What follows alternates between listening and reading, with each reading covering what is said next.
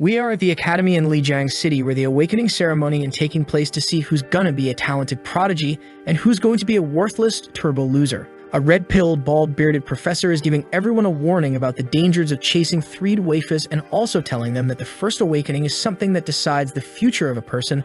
The higher your rank, the better your life is going to be. In that crowd, everyone has different aspirations. The bald guy wants to become a berserker and use his talent to fight creatures, and the guy with the glasses wants a stealth class so he can become a creepy to match his looks. In this place, a virtual reality game named Eternal got merged with the real world. In that game, people could kill their bosses in real life, so everyone loved it, since the euphoria from killing other people was really cute and fun. Everything inside the game, of course. With that, more and more people got into the game, and one day the tower appears and the monsters started to roam in the city. But strangely enough, the surface of the world expanded by thousands of times, and a large number of secret realms appeared with countless monsters and new races. Every guy was happy because now instead of choosing between ass or boobs, they can choose between elf and succubus. While also everyone now could level up and change their classes to increase their power so they could fight against those monsters. And that's our loser protagonist with sharp eyes and crossed necklace to make him stand out 1% more. His name's Zhou Yi, and he is Chinese. Of course, with this sad boy look, you know that he's an orphan with a hot, cute sister that is in the hospital with a disease that no one really knows how to cure, is untreatable by normal doctors, and he could barely maintain her alive with the help of a low-level priestess. He had to sell everything from simple things like his house to crazy ones like his Valorant skins just to keep her alive. Sad part is that right now that doesn't mean anything since there's no way to cure his sister. He's just waiting for her death. The medical fees are getting higher and higher since she needs a priest to be alive. He bets everything in this awakening ceremony with a strong combat class he can finally buy back his Valorant account. This sus mage professor tells to all of the students that got their names shouted go in the circle so they can awaken their class. Everyone is impressed that the mage is level 24, even our edgy loser thinks that he's strong, but the most impressive part is the income of someone of that level, which is at least 6 figures. Now he just needs to be 6 foot tall and have a 6 inches noodle, and with that he would have the 666. Then the teacher starts to call the names while our boy is thinking. It's starting and there's 1,000 of classes that can be awakened, but in this world with so many monsters, the combat classes are the most respected ones. The first guy that goes gets 3 classes to choose from: pharmacist, enchanter, and the composer. But with not even a single combat class, we know his destiny already. The professor says that at least half of them will get a combat class, so it's not that hard to get. After that, the professor keeps calling the numbers until it is time for our Master Yi to go. Everyone is cheering for him. It seems that he's really good at school. But unfortunately, that it's not always a decisive factor for your class awakening. The professor says that he does have good results and his status are pretty good too. Maybe if he got lucky, he can awaken a nice class. Up to this point, 16 people got a combat class, and the 2 teachers are competing with each other to see who's going to get more combat class students. Everyone looks at his awakening with anticipation while our boy is just standing there, and his cross necklace starts to shine a flame like aura gets out of it, and that's when the system appears, energy detected, activating the strongest class support system as plus. Talent protection of this sacred angel, would you like to accept it? The edgy lord thinks that he's getting crazy, but when he looks again, he sees that it's an actual system with a game-like interface. He bought his necklace in his last life, and yes, he's a transmigrator loser with an accomplishment. At that time, thought that could be a treasure, but after some testing and nothing appearing, he gave up, but now he activated this system and even gave him a big gift. The system shows protection of the sacred angels plus affinity with light types greatly increased. All light type and divinity type skills will have an amplified effect. At that moment, everyone was staring at him, asking why he's not moving and why he's looking in the air like a mentally challenged idiot. But that's when an explosion happens. The red-pilled professor and the sus mage were in disbelief. From the sky, a heavenly creature, juicy blonde angel with silk clothing, started to descend. His necklace was shining as she was getting closer with some big beautiful toes and 6 wings. She tells him, light is your belief and the source of your power. Under the belief of the sacred, the light will always protect you and burn away all evil. Then she vanishes and goes into his forehead, leaving a message: I will always protect you by your side. Our protagonist just go a waifu inside him when suddenly other 3 figures appears in the sky where everyone there is in disbelief, cause it seems that those 3 are hidden classes. The Mage of Light, Sacred Priest, and Saint Knight. The juicy big albino bimbo melon girl is the Mage of Light that I would choose without a single ounce of hesitation. She is a DPS but has no defense, and with so many monsters around, he would need someone to defend him, and that would be too risky. The priest, of course, has a ton of healing, life-saving skills, and even the resurrection, but of course it's not really that good to kill monsters. The Saint Knight, on the other hand, can do everything half-ass, but at least he can be independent as a feminist woman in this day and age. But for edgy lonely boy, that's the one that suits him most. So he chooses that one in the system, and damn, that knight is big as hell. The knight swing his hammer 3 times, saying one word, which each swing honesty, bravery, empathy, and he finishes with responsibility to commit acts of glory. Boom, he hits the floor and says that those should be the acts of a saint knight. It vanishes, and the energy goes for Master Yi, while his back shines, and congratulations on awakening the Saint Knight class. Okay, look at him having all the swag. Maybe he could have gotten the priest's skill and heal his sister, but this one makes him look much cooler than a fragile, creepy priest. He receives 3 skills: Blade of Pure White, Slow Regeneration, Weapon Blessing, and 10 extra points. Everyone now wants suck his clique, to be his friend. They are all shouting, asking to form a party for the next exam. An albino teach shows up saying, Jesus, stop gathering here, move away. Master Yi, good job, bro. You should go home and get some rest. Come to the headmaster off tomorrow. Back to his room, he sees that he has 20 strength, 18 constitution, 17 agility, and 15 intelligence, and also still has some points to assign. He just puts a little bit on everything to get stronger overall, and the system gives him a gift for using points for the first time, while also activates a mission. It's a daily mission where he can get 3 rewards, 10 extra points, a Saint Knight skill, or a random Saint Knight equipment. If that's the prize, he must take it, so the sky flashes and he's going to be transported to a different place. The system tells him to take the trial seriously, cause dying, and this trial results in dying in real life. Damn, what the hell? This is the daily mission in my time. They used to do 100 push-ups, run 10 kilometers, and call it a day. But he is sent to a mine, and there's already someone into his back he looks to see, and the creature with a huge claw is coming to kill him, but he skillfully evades, thinking it's my first time facing a monster. I will try to kill you without using any skills, cause him super cool. The monster comes to another one, but he dodges another one, and he evades. He keeps sidestepping all attacks, cause with his status, this is too easy, this monster is too slow, and you can see all the movements. Jesus, he was overconfident and has a new hole in his chest. It only took 10 seconds to this turbo loser get his confidence shaken. He's on the floor. Okay, the monster is coming to the second one, but he uses the slow regeneration into his belly that within 13 seconds recovers an amount of health points. He does a cross sign with his arms and throws the Blade of Pure White, creating a combo with his skill Tiger Pounce, grabs one enemy in front of you and run forward, and with that, he slams the monster into the wall and shouts, "Let's go, baby, that's what I'm talking about." Maybe he's a Charlie fan. Then punches the monster with so much power that it pierces its chest. You kill the unsigning trial monster. Please choose 1 rewards. He knows that he will get a lot of status as the time goes on, but right now he needs something to help in the fight, so he chooses the weapon and receives a basic one-hand sword. Now the trial is done and appears back in his room. His cell phone rings and it's time to go to the hospital. In the news, everyone is talking about him. The only guy who received a hidden class in the last 50 years in that room was his sister. Watching, but suddenly, the nurse gets into the room and shouts at the poor girl, "Time for your medical fees, 10,000 right now or get out." Pretty much the average healthcare in the United States. The sister is in shock, asking why it's so expensive. Wasn't 5,000 before? Are there any mistakes? She knows that her big loser brother can only receive 5,000 by working 3 jobs. She don't think he can pay all of this average American healthcare, whereas the good old communism. But the nurse tells her that she used a lot of expensive medicine this month, and they even had to call a priest there, so if she doesn't pay, she can check out. The sister was lost, asking, "What do you mean by check out, you?" That's when a guy enters the room and grabs the nurse's shoulder, saying, "Miss Nurse, it seems that I heard you insulting the patient with how sharp your mouth is. I wonder if you can explain all of that in the director's officer." The nurse goes off talking, saying to the sister, "Zhu Yun, you must pay your medical fees today." Then the sister asks, "Are you guys here to ask for the payment?" The guy are all friendly calls. Probably they already know that she is the sister of the edgy saint. The guy told her, "You must be Miss Zhou. I'm a big friend of your brother." But that's when our boy gets into the room saying, "I just went to pay the bills, and they asked me to pay 10,000. Do you know what's going on?" Then he notices the other guys there and asks, "Who are you guys?" The guy introduces itself. "Hi, my name is Zhao Wenbing, and I'm the mayor's secretary. Also, I would like to discuss some things with you." Our boy is suspecting with why is someone like him looking for him, cause that guy is the most powerful man in Zhongai City. He just shakes the guy's hand, and the mayor tells him that this patient room is unsuitable for conversation. Let's go somewhere else, and tells his security to keep a look on his sister. In cafe nearby, a group of friends is talking about someone that got a hidden class, and it's all over the news. The name is Zhou Yi. Here's the photo of him. The girl says he looks pretty handsome and that she would accept some heavenly seeds from him. But our right besides them talking with the mayor, who already knew of course of his situation, and tells to our boy, "Mr. Zhou, congratulations on receiving the S talent protection of the sacred angel." And he's interested in our boy. Then he gave him some cultivation resources for him to prepare for the exam. The guy keeps giving him things. From today onward, there will be a professional medical team to serve your sister 24 hours even.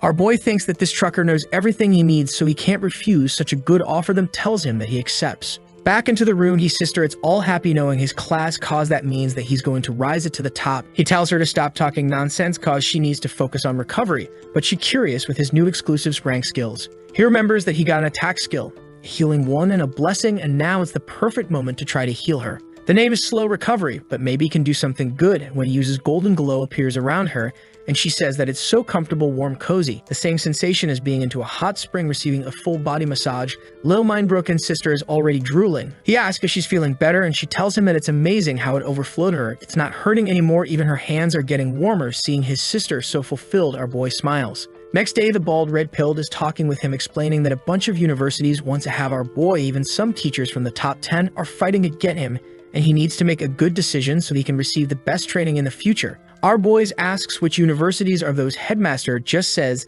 that is a bunch of universities, but our boy knows that none of them are from the top 3. Red-pilled explains that the top 3 universities only recruit based on results, and they don't care about talents and ranks. He would need to prove himself. Inside the room, a discussion is happening. When they go in, everyone is staring at them. Each one of them is from some different university, and of course, all of them want our Heveling filler boy. Our boy says nice to meet you all, and everyone is thinking that he's a good, humble, and steady. Hot Wheels Track says that he's going to cut to the chase. I'm going to explain Wrong Hun's university offer that is 2 million in St. Knight, class exclusive skill book. Our poor trash is impressed people in this world, makes 6,000 a month, and he's getting 2 million like that. But the dollar store Ishigo Kurosaki says that the wrong university is stingy as ever cause. The Zoshu University is offering him 3 million, 3 skills, and even an instructor level 56. Even Red Pill is impressed cause level 56 is near the top of the planet. But that's when a succulent milk carrier comes with the best offer. She tells that he's only going to get 2 million but will receive a B-class cultivation resource. Red Pill is staring at him, begging for him to accept that proposal. This resource is not even possible to buy with infinite money. It's so good that even a piggy can become a monster. The Syrupy Babe asks which one he's going to choose. But our Sigma says, I'm sorry but I have to decline all of you trash because I'm not interested in special admissions. She asks why, and of course he explains that he wants to enter the top 3 universities, the places where only 1,000 people per year go, and even some other races are competing for the spots. Everyone in the room is laughing at him. Hot Wheels Track says that he thought that he's were a good kid, but he's just an ignorant brat. Then he releases his aura telling his that he saw his life history. He knows that he don't have enough resources to go to those places, is weak, and also from a low-status family. Feeling the aura, he knows that if it was yesterday, he would drop to the floor right now. The guy keeps telling him even. Red Pill gets in front of him asking what is the meaning of this misery. You want to bully my student. But the delightful waifu is impressed that our boy is still standing there. The guys leave saying, those places are not only seeking for strength, they want someone with the right attitude, and if it's you, you're not going to be recruited. I will leave you first. See you next time. The girl tells him that he do have courage, but Hot Wheels' words are true. There are countless elites in our country, and the other races are even stronger than humans. For you to enter the top 3, it's as hard as climbing the heavens. But our lil bro is confident. He tells her that he's going to prove his strength, and she will see the results of his exams. He knows that he has only 1 month to prepare. He needs to grow at maximum speed, but he's sure that is doable cause he has the system. Red Voluptuous Juicy is impressed with his resolution and strong mind. She feels that his eyes are ready for the battlefield and maybe even the bed field, so she leaves saying that she's looking forward for the results of him. We skip 1 month to 1 month later. With no Rock Lee training arc this time, the exam will begin soon and everyone is nervous, and the examiner says that this time it is the Demon Young, and all the students knew that they were doomed. Also, they all knew that our boy refused to enter any university. Of course, they think that he's dumb trash loser with a massive ego. But that's when he shows up and our boy is exuding a golden aura while everyone thinks that he's different than before. He feels powerful. Alone in front of the gate that shows a message, secret realm deep inside the dark forest, level 10 to 13 difficult, easy, hard, and nightmare. Number of people 1 to 5. Be careful with the Minotaurus. This side of trash characters are all thinking that this is too much. The cause dark forest monsters are the hardest to deal with. But from behind someone says, remember, if your life is in danger, use your return scroll. Immediately cause dying the map means you die in the real life. It's better to fail the exam than losing your life. Time's up and everyone vanishes. We have some warriors, some assassins, some elemental mage, and even some gunsmen. But of course, everyone wants to watch the edgy Saint Knight. Everyone from the elite classes went alone in the dungeon cause this is the best way, so you can get all the experience possible. And our protagonist is in the highest level, the Nightmare, while also being solo, which everyone considers a crazy thing to do. The director of education asks to Bald why he let the edgy boy going solo. That's just crazy. He has buffs and healings. You should have a party with him. And even worse, he went into Nightmare. That means he has a 40% chance of dying. You know that the city has given him a lot of resources just so he can get a good result, but he's risking everything. Red Pill tells him, brother, relax, he ain't beta, he ain't alpha, he even ain't sigma. His lidma balls and just watch. Our boy is running when he sees something and pulls his weapon out of the system. It's the same monster that he killed in his daily training, and that's good for him. He now has a single-bladed axe, bronze 2 stars. It's one swing in the middle of the beast and it's over. Look at his edgy face with all those status, but why his intelligence is so high, maybe he's playing some forward chess, and we will eventually discover. He's level 13 and he feels like he can make to the top rankings and go to any university that he wants.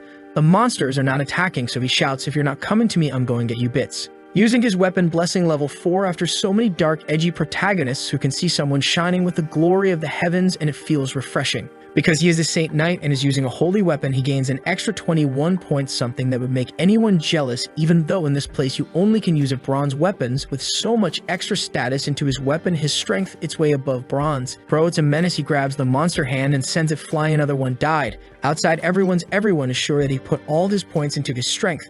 But the old guy tell that this is not possible. He's way faster than the cat's monsters. That means that he has a lot of speed and even killed some monster with magic skills. That means that his intelligence is also not low. But the guy wearing a suit thinks he's mentally challenged to them trash cause. He can have a high combat status, but his methods are unwise since he wasted all his power and energy on the first wave of monsters, but on Nightmare there's many more monsters waves. Even excellent mages fail because of magical energy consumption, and his weapon weight is a burden. Swinging something so heavy he's bound to get tired. His fate is already sealed. He's going to die for those monsters. Jim Bra's cats are coming for him, and everyone wants to know what he's going to do this time, but he just swings his axe and makes use of skill with his hands, throwing energy blasts, then sends his axe flying like a boomerang, and after it kills a bunch of monsters, it goes back to his hand, and he finishes another one. In a few seconds, all the cats are dead, and a portal appears, so he goes to the next level. Another legion of Trembolone cats are waiting for him, outside someone doing a live stream saying, it's your favorite host KK. Just another K and things would have gotten historically wild.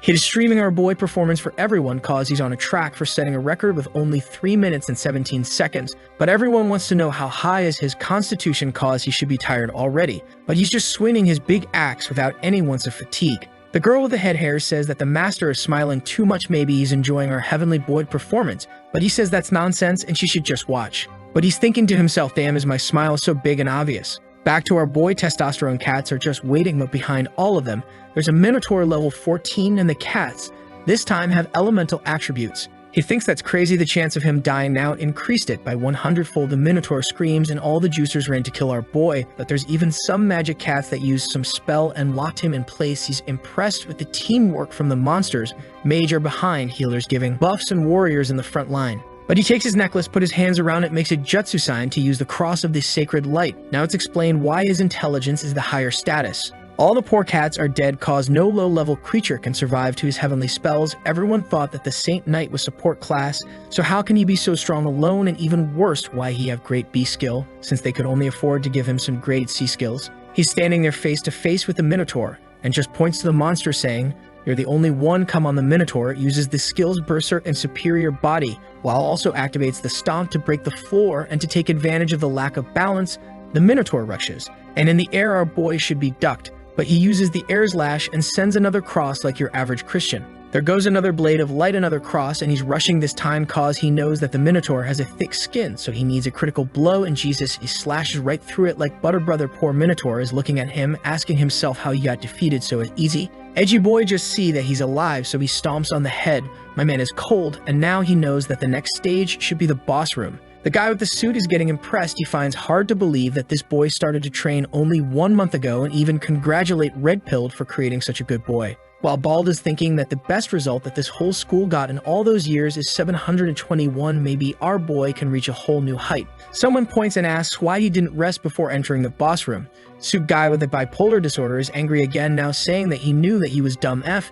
Now he lost all his advantages because he should have recovered before. But the reason for that is cause he's going for the record, and if he wants to be in the top 100, he needs to finish this in the shortest time. Sitting in the throne, the boss says, human, how you dare to step into my place? It's a level 16 Minotaur king. Because the level difference is too large, he cannot see anything else. The Minotaur instantly attacks him, saying that he must be prepared for death, but he uses the blessing of courage and the gift of God, also the gift of protection. Bro is Overload 2.0, getting ready for a fight. Now with the pay to win, he says, little cow, I'm over here, all buffs activated, Saint Knight's initial form is up. They go towards each other, and the Minotaur is way bigger than him. He slashed and handed the Minotaur, but unfortunately, even with 4 buffs, he cannot pierce the flesh, and now his purple meatball time to attack, and its hammer is already over him. He sidesteps in the right moment, but the second one he couldn't dodge, and that hit was critical, sending our poor boy 5 pillar to the other side of room. Thanks to this armor, his bones are intact, otherwise he would be dead. But luckily now, after this exchanging of blows, he knows what he needs to do and pulls out the Spear of Victory level 3 grade C,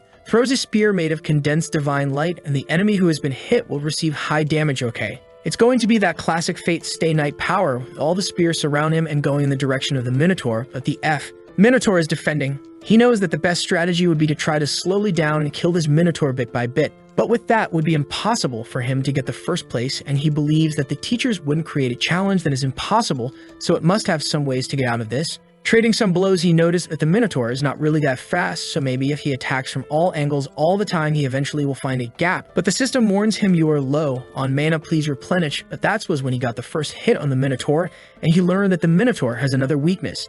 His resistance is low cause, even if he has a thick skin. When pierced, his health is low. It's like a big skeleton with a thick armor, and when it gets hit, it's hard for him to regenerate. He needs to go all out all the time. If he runs out of mana before killing this guy, he's out. He didn't want to take a gamble, but there's no more chances cause there's no more time. He pulls out the golden sacred sword out of the system, and with a mighty divine slash, he cuts right through the Minotaur, and finally killed the boss. Congratulations on completing the nightmare difficulty. Time 90 minutes and 24 seconds. The exam is finished. You made an SS clearance, and it's first place. Our boy was happy, thinking, now I can go to any university that I want. I finally did it. In the year that he transmigrated to this world, his mother passed away, his sister was sick, and he had a lot of debt. All of that was pressing really hard against his back every single night, and he felt as if he was going to explode. But even under such harsh conditions, he chose to not give up, always thinking, if he can't increase his status, he will practice his combat skills and cultivate his fighting spirit. The thought giving up never crossed his mind. And the system's appearance gave him a second chance in life, and now his fate is within his hands. He needs to work harder and grind harder than anyone else. And at that moment, his heart was the same as always, unshakable. He receives 5,000 XP and 23 points. Also goes up to level 13 and even gets some items like a forest belt and a forest ring, and even a Minotaur King's cards. I love cards. That reminds me of Ragnarok Online and Hunter x Hunter. When he arrives in the middle of the arena, everyone is shouting his name, Master Yi, you are my god. Fill me up with all your healing. Hearing such offers, he got shy. He asked himself what was going on. That's when Bald shows up. He went solo and finished in under 10 minutes. You were an honor for this academy. From my years of experience, I know you have the highest potential of this district and your future is bright, boy. But our boy is humble and just says that they are overpraising him. He's not that much. When suddenly a car pulls up, come on, the results will be up in 3 days and you need to rest first. After that, the mayor fulfilled his promises to our boy, his sister about a professional medical team 24/7. When he arrived there, he told the nurse that he's here to give his sister some good news, and even the nurse knows that it's because he placed first on the exam. But when they are in the elevator, it starts to get too cold inside. When the door opens, everyone is frozen. He knows there is a problem with his sister, so he runs and the nurse tries to follow him, but she just got frozen in place. When he arrives, he sees a dragon and a healer with her. He pulls out the holy energy. The healer tells him to not attack, but her arms are already becoming a popsicle. He stops his attack and asks why he can't attack. She explains to him that her heart is at risk. If he attacks, he can kill her. Then he asks why there is a dragon here. She tells him that it was sudden, but the cold inside her body exploded and everyone got frozen. The best that she can do right now is suppress the cold, but he should hurry up and leave. But our hero wants to know what's going to happen with his sister. She says that she doesn't know. She can only do this much right now. They need a high-level priest. Our boy says that he understands and opens the system, using all his points to upgrade his low recovery, and the skill goes from level 4 recovery to level 10 regeneration. With that, he uses it on his sister. The priest is impressed cause his skill is more powerful than hers, and she's a level 23 priest. He keeps healing the girl and asks the priest to go down and inform the secretary, we need a high-level priest quickly. The girl warns him it's hard to get a high-level priest because they have a lot of things to do. Even if we call the one that we know, she won't make it in time. He says, doesn't matter who you call. Tell that person that the top one ranking in this exam promises to do one thing for him unconditionally in the future. She agrees and goes while our boy thinks that this burst of cold is something that she has been experiencing for the past year, and that's why she always suffered intense pain across her body. He knew that it was getting worse recently, but he didn't imagine that it could affect the outside world. Some time passed, and it's afternoon already while our edgy boy is trying hard to hold on, but things aren't going that well. That's when a green ball hits the dragon and bounces through the room. He looks back and shouts, "Don't touch her." But he also gets hit and is sent flying. That's when we see a big-breasted baseball healer, and that's a new search tag for me. She looks at the dragon and says, "Come." The dragon attacks her, but she just hits it on the head. Then she uses a bind healing spell on the dragon, activates a power within her eyes, and hits the dragon once more. With that, she sends the dragon inside the sister again, then hits the floor with her bat, sending a healing shockwave, and everything starts to unfreeze. She says, "You must be Zhou Yi. I've heard about you." Her name is Chu Ling Na, a level 35 secondary awakened priest. He says that it's nice to meet her, and she tells him that she came over because of the director, but she's thinking that it's impressive that the guy didn't freeze for this long time. He goes to her and asks, "Mr. Chu, do you know what disease my sister got, and is it curable?" She tells him that the leaking of cold energy and the refinement into a form is a sign of bloodline awakening. Zhou Yi is shocked because when the game first appeared, a lot of players chose the characters to be other races as elves, giants, and demons. When the game merged with reality, those players received the traits of those bloodlines. For the past 200 years, players married humans and the blood got diluted over the generations.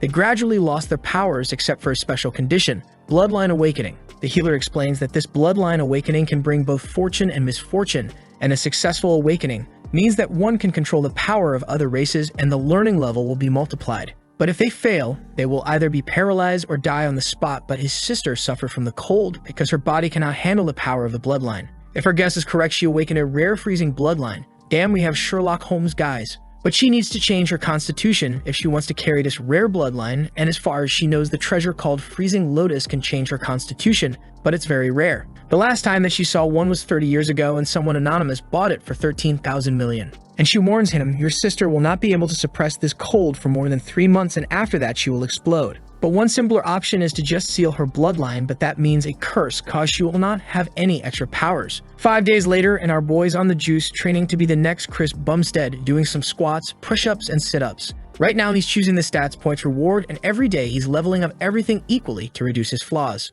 He gets a notification giving the exam results. It's announced. "Congratulations for receiving the first place. Rewards are going to be according to your results, and you got a bunch of skills. God Hands, Great Divine Ting, Resurrection Cross, 1 mystery skill, Exorcism, Punishment of Light, and 33 stats." In the news, everyone is talking about our boy. The guy was only a level 10 when he entered the realm and even got first place. He is the headline everywhere. The guy from his school is always smug. "Yeah, I knew he would be successful when I saw him. That's why I advise everyone to invest in him as much as possible, because I have a good eye." But of course there are some people that don't believe in him. A Saint Knight, which is a support class, finishing a nightmare alone, I think he's cheating. But the girl says that she has the recordings. It's really powerful, and his Holy Cross is more powerful than a high-tier flaming magic from a main mage, while also he has a bunch of buffs. Someone is watching on a big screen and he's impressed with the fact that it only took him 9 minutes, and that's 20 seconds faster than him. He says that he's interesting cause he dares to take his honor. That means that he's looking for death. Our boy was just chilling and walking in the city when he got a notification on his cell phone. He just received the 5 million, and the secretary Zhao Wenbing explained that he will also get a luxurious place to live. He knows that everyone's acting like that because he got the first place bunch of gold diggers. He tells the guy, "Choose the house for me," and the guy on the phone tells him that the people from the top 3 universities are on the way for him. But actually, they are already there. Someone goes to him and say, "Hello, Mr. Zhao, I'm from Raoyang University, and I'm here to recruit you." But a helicopter appeared and the guy shouted, "Yo, you told him that he was dumb, so why are you here today?" The guy trembling says, "Mr. Zhao, if you are willing to go to our school, we will pay you 4 million. But the other one jumps from the helicopter and tells him that whatever Rao University offers, they will give him the double. Moda University will have Zhou Yi. But that's when a pink-haired fish-eyed bimbo appeared saying that she's going to be taking him, then she just grabs him and goes flying. Whispering some juicy offers with her warm breath in his ears cause this girl knows how to negotiate. She says, "Mr. Zhou, King Jing University has nothing but cultivation resources. For the 4 years that you're going to be staying there, you're going to receive a great cultivation resource every year." But someone blocks her flight, and it's a dark masochist gothic thick, and now the competition is getting fierce. The goth girl tells him that whatever they offer to him, the Kung Jing University will give him more. The guy from the helicopter increases his bet. If he goes to Moda University, they will give him a full set of golden grade equipment. They fly down back to the floor, and the pink-haired girl says that she's not kidnapping him. She just wants to have an intimate conversation with our boy so he can warm her body with his cozy healing skills. But Sato Babe ain't letting this heavenly boy slide off. "I'm from the Shukang University, and I'm the recruitment teacher, Sumai ER. She tells him that the Shukang University got the first place in the last 4 years, so it is the best place if he wants to get stronger. They could even get him some great resources. It's funny, because our boy hasn't said anything yet. He's thinking that all those 3 universities' conditions are pretty similar. All of them will grant him a good future, and if he wants to get even stronger in university, he needs the one that suits him the most, so he chooses the thick Sato Goth Girl University. The girl pulls out a big 10,000-word contract for him. Take a look and sign it, if there's no problem. The other recruiters are pissed because Goth Girl always gets the good ones. Our boy is impressed with the fact that she can use skills without his staff, and that means that she's a high-tier mage. He asks her, "What is your level, Mr. Su?" She says that she's level 42 and it's a second awakening mage. But the world out there is really big, so when he enters the university, he will see more younger and powerful people than her.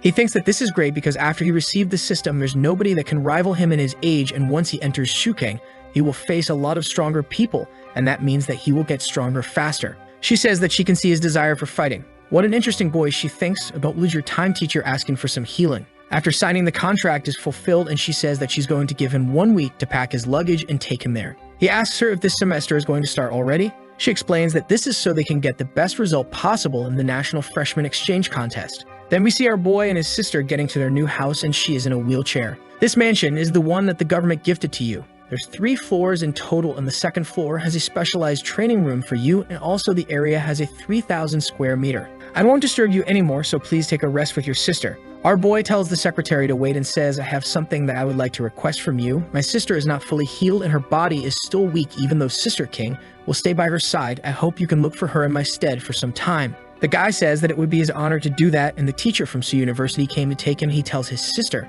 "Remember to call me if there's any problem. You need to do everything that a priest tells you, and also Sister King will check your body every day, and secretary will arrange it for you to go to school." She's bored of all those orders, blah, blah, blah. He pinches her cheek, saying, "I heard you." Now he's in the car, and the teacher asks him, "Is this your first time traveling long distance?" He says that it is, so she tells him to get prepared. They even fly into a teleport. 1 second later, they were already in the university. He asks her, "We are not short on time. Was it really necessary to use teleportation magic?" Cause he knows that those university places are usually under military control, and you need to send a request so you could teleport there, but there they are. The teacher explains that the university is working with the military, so they built a large-scale teleportation array near the school, which is safe and convenient. Now we are already here. He looks to the place and says that it's insane how big it is. The teacher just tells him, "Let's go cause you need to check in." Something passed by his side, and it was a guy that was being thrown. We see a new albino babe with purple eyes and grape-sized juicers. That's what I like to see. Variety. She shouts, "I said I don't want to talk to you.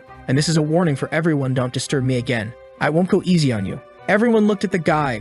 Our boy knows that the girl had a demonic bloodline because of the magic patterns. The teacher says that plenty of students and teachers in this university have different bloodlines, so he shouldn't be surprised when he sees them in the future. He responds, "Don't worry, even if there are other races, as long as they are on the side of humanity, I won't be hostile towards them, cause I wouldn't hate the whole demon race just because of my father's death." Okay, new information. The teacher tells him, "Good, here's your student ID." He sees that it even has a ranking score, and the teacher then explains to him the school's structure. The first is the ranking. Every year has its own rank, and of course, the stronger you are, the higher you are in the rank. For the freshman, the ranks are based on the exam. He is number 1, and of course, the strongest in the freshman, but the rank is temporary cause every month they will have a competition, and the ranks will be rearranged according to the results, so from today onwards, he is the target of everyone. All the freshmen are going for him, and in his position, he says that he's already the first place, so he doesn't plan to give this position for anyone. Next is the score system. She tells him that the freshmen receive score based on their ranking, and you can use those points to buy meal equipment,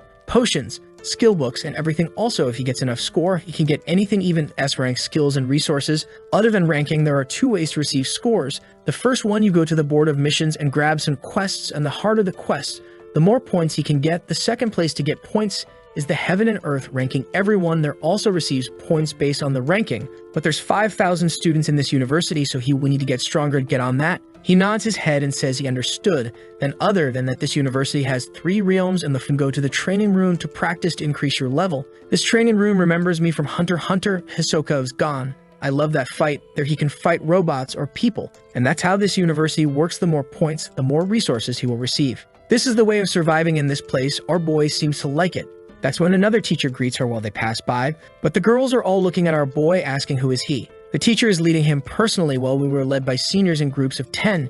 Is he a VIP or something? The guy that is a senior explains to the overflow girls that special recruitment students will have a teacher assigned to them to help them. First, to familiarize them with the school faster, and second, to have an easier time recruiting them for their house. The albino girl is thinking about our boy, so he's the first place I need to know more about him. The robot Sacy, first place, level 13 Saint Knight. And the randoms don't seem to believe, saying that it's impossible. A Saint Knight is a support class, and in the second place, it's a level 14 Berserker. How can a support class be faster than a DPS class? But the girls are thinking that our boy is handsome enough to be a celebrity, and it would be incredible to receive some buffs from him. Even Silver Bimbo is getting shy, and she cannot stop looking at our boy. The guy at her side gets envious seeing that all the girls want to feel the healing of our edgy lord and shouts, "I think the first place is fake." Our boy looks back and the guy points his finger saying, "I am a level 13 punishment knight, rank 38, and I suspect that you don't have enough strength to be rank 1, so I'm challenging you to a duel." The senior grabs him by the shoulder. Student duels are something that you resolve in private, so don't waste everybody's time.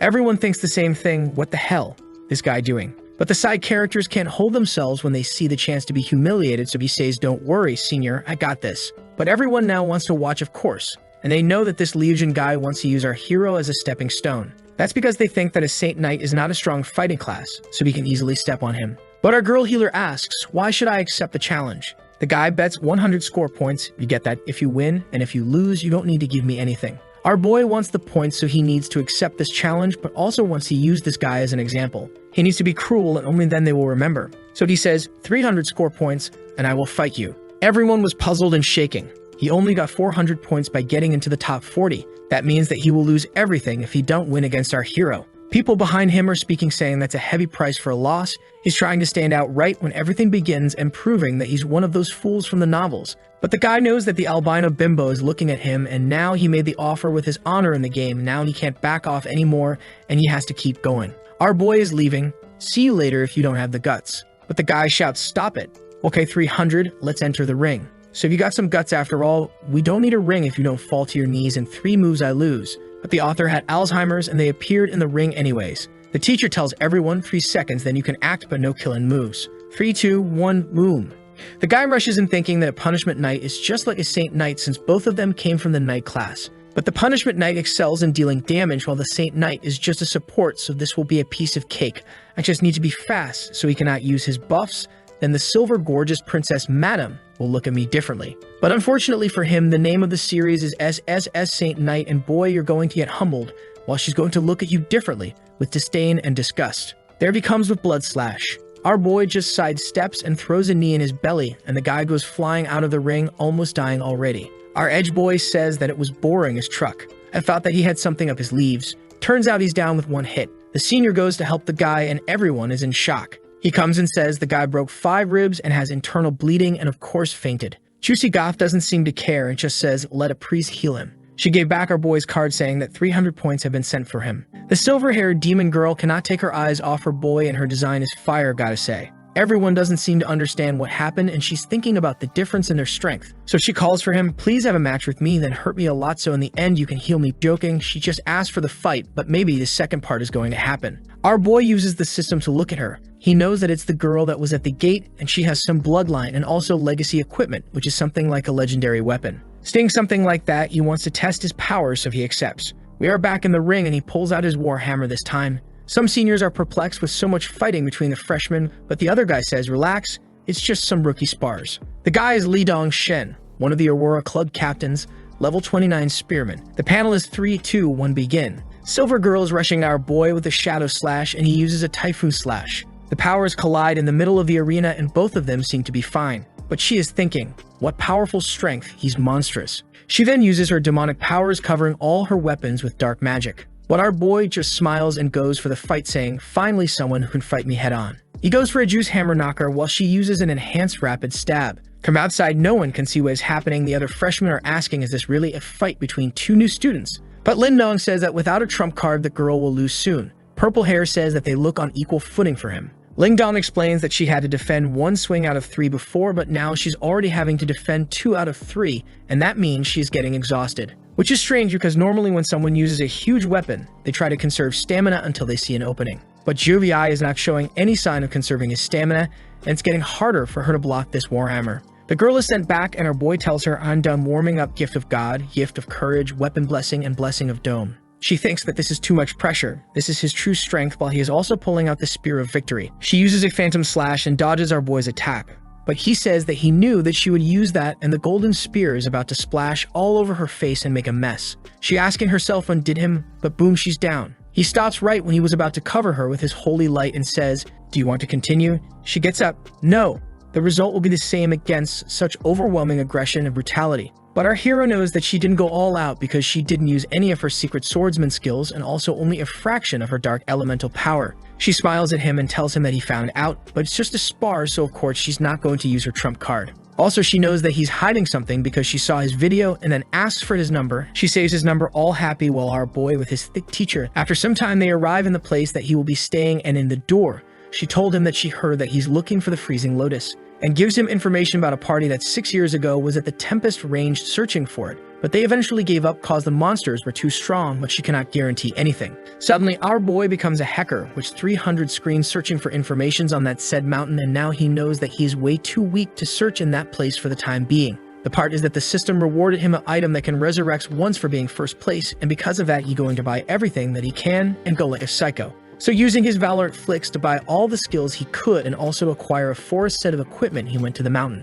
Now he's also an albino boy that is causing explosion everywhere. While the albino girl is in her room staring at her phone, she invited him to have a juicy workout together, but he refused to go to the mountain. So she calls a friend with green hair that looks like is going to cause trouble, telling her that she met a boy and he's special. The friend asks how special, and she says that she fought yesterday against him with the intention of her female charm to receive some healing, but unfortunately, he was a Sigma. Her friend tells her that he really has some willpower to resist her when she suddenly shouted that she was going to the mountain range to see him. Then we see a car driving over some monster and a cute girl throwing bombs. She is the mechanical girl Zhu Xiao, and with her is the smart-looking cold summoner Wen Tianrun. But suddenly a monster was above their car and was going to explode them, but relax, we have the Chicago citizen Zhu Dan to easily kill those guys with a Tristana ultimate. Then she shouted for someone to act, and finally we saw something amazing. With thick thighs enveloped by blue stockings was the swordsman Su King Lian. The mechanical girl was celebrating the victory when the summoner told her to step back and made an ice protection spell that was absolutely evaporated by a fire blast.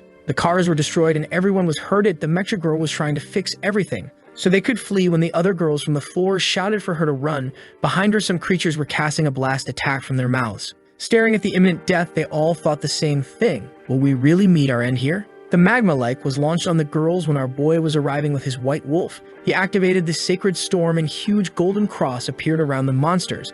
The cross started to rotate as creating a typhoon of sacred flames.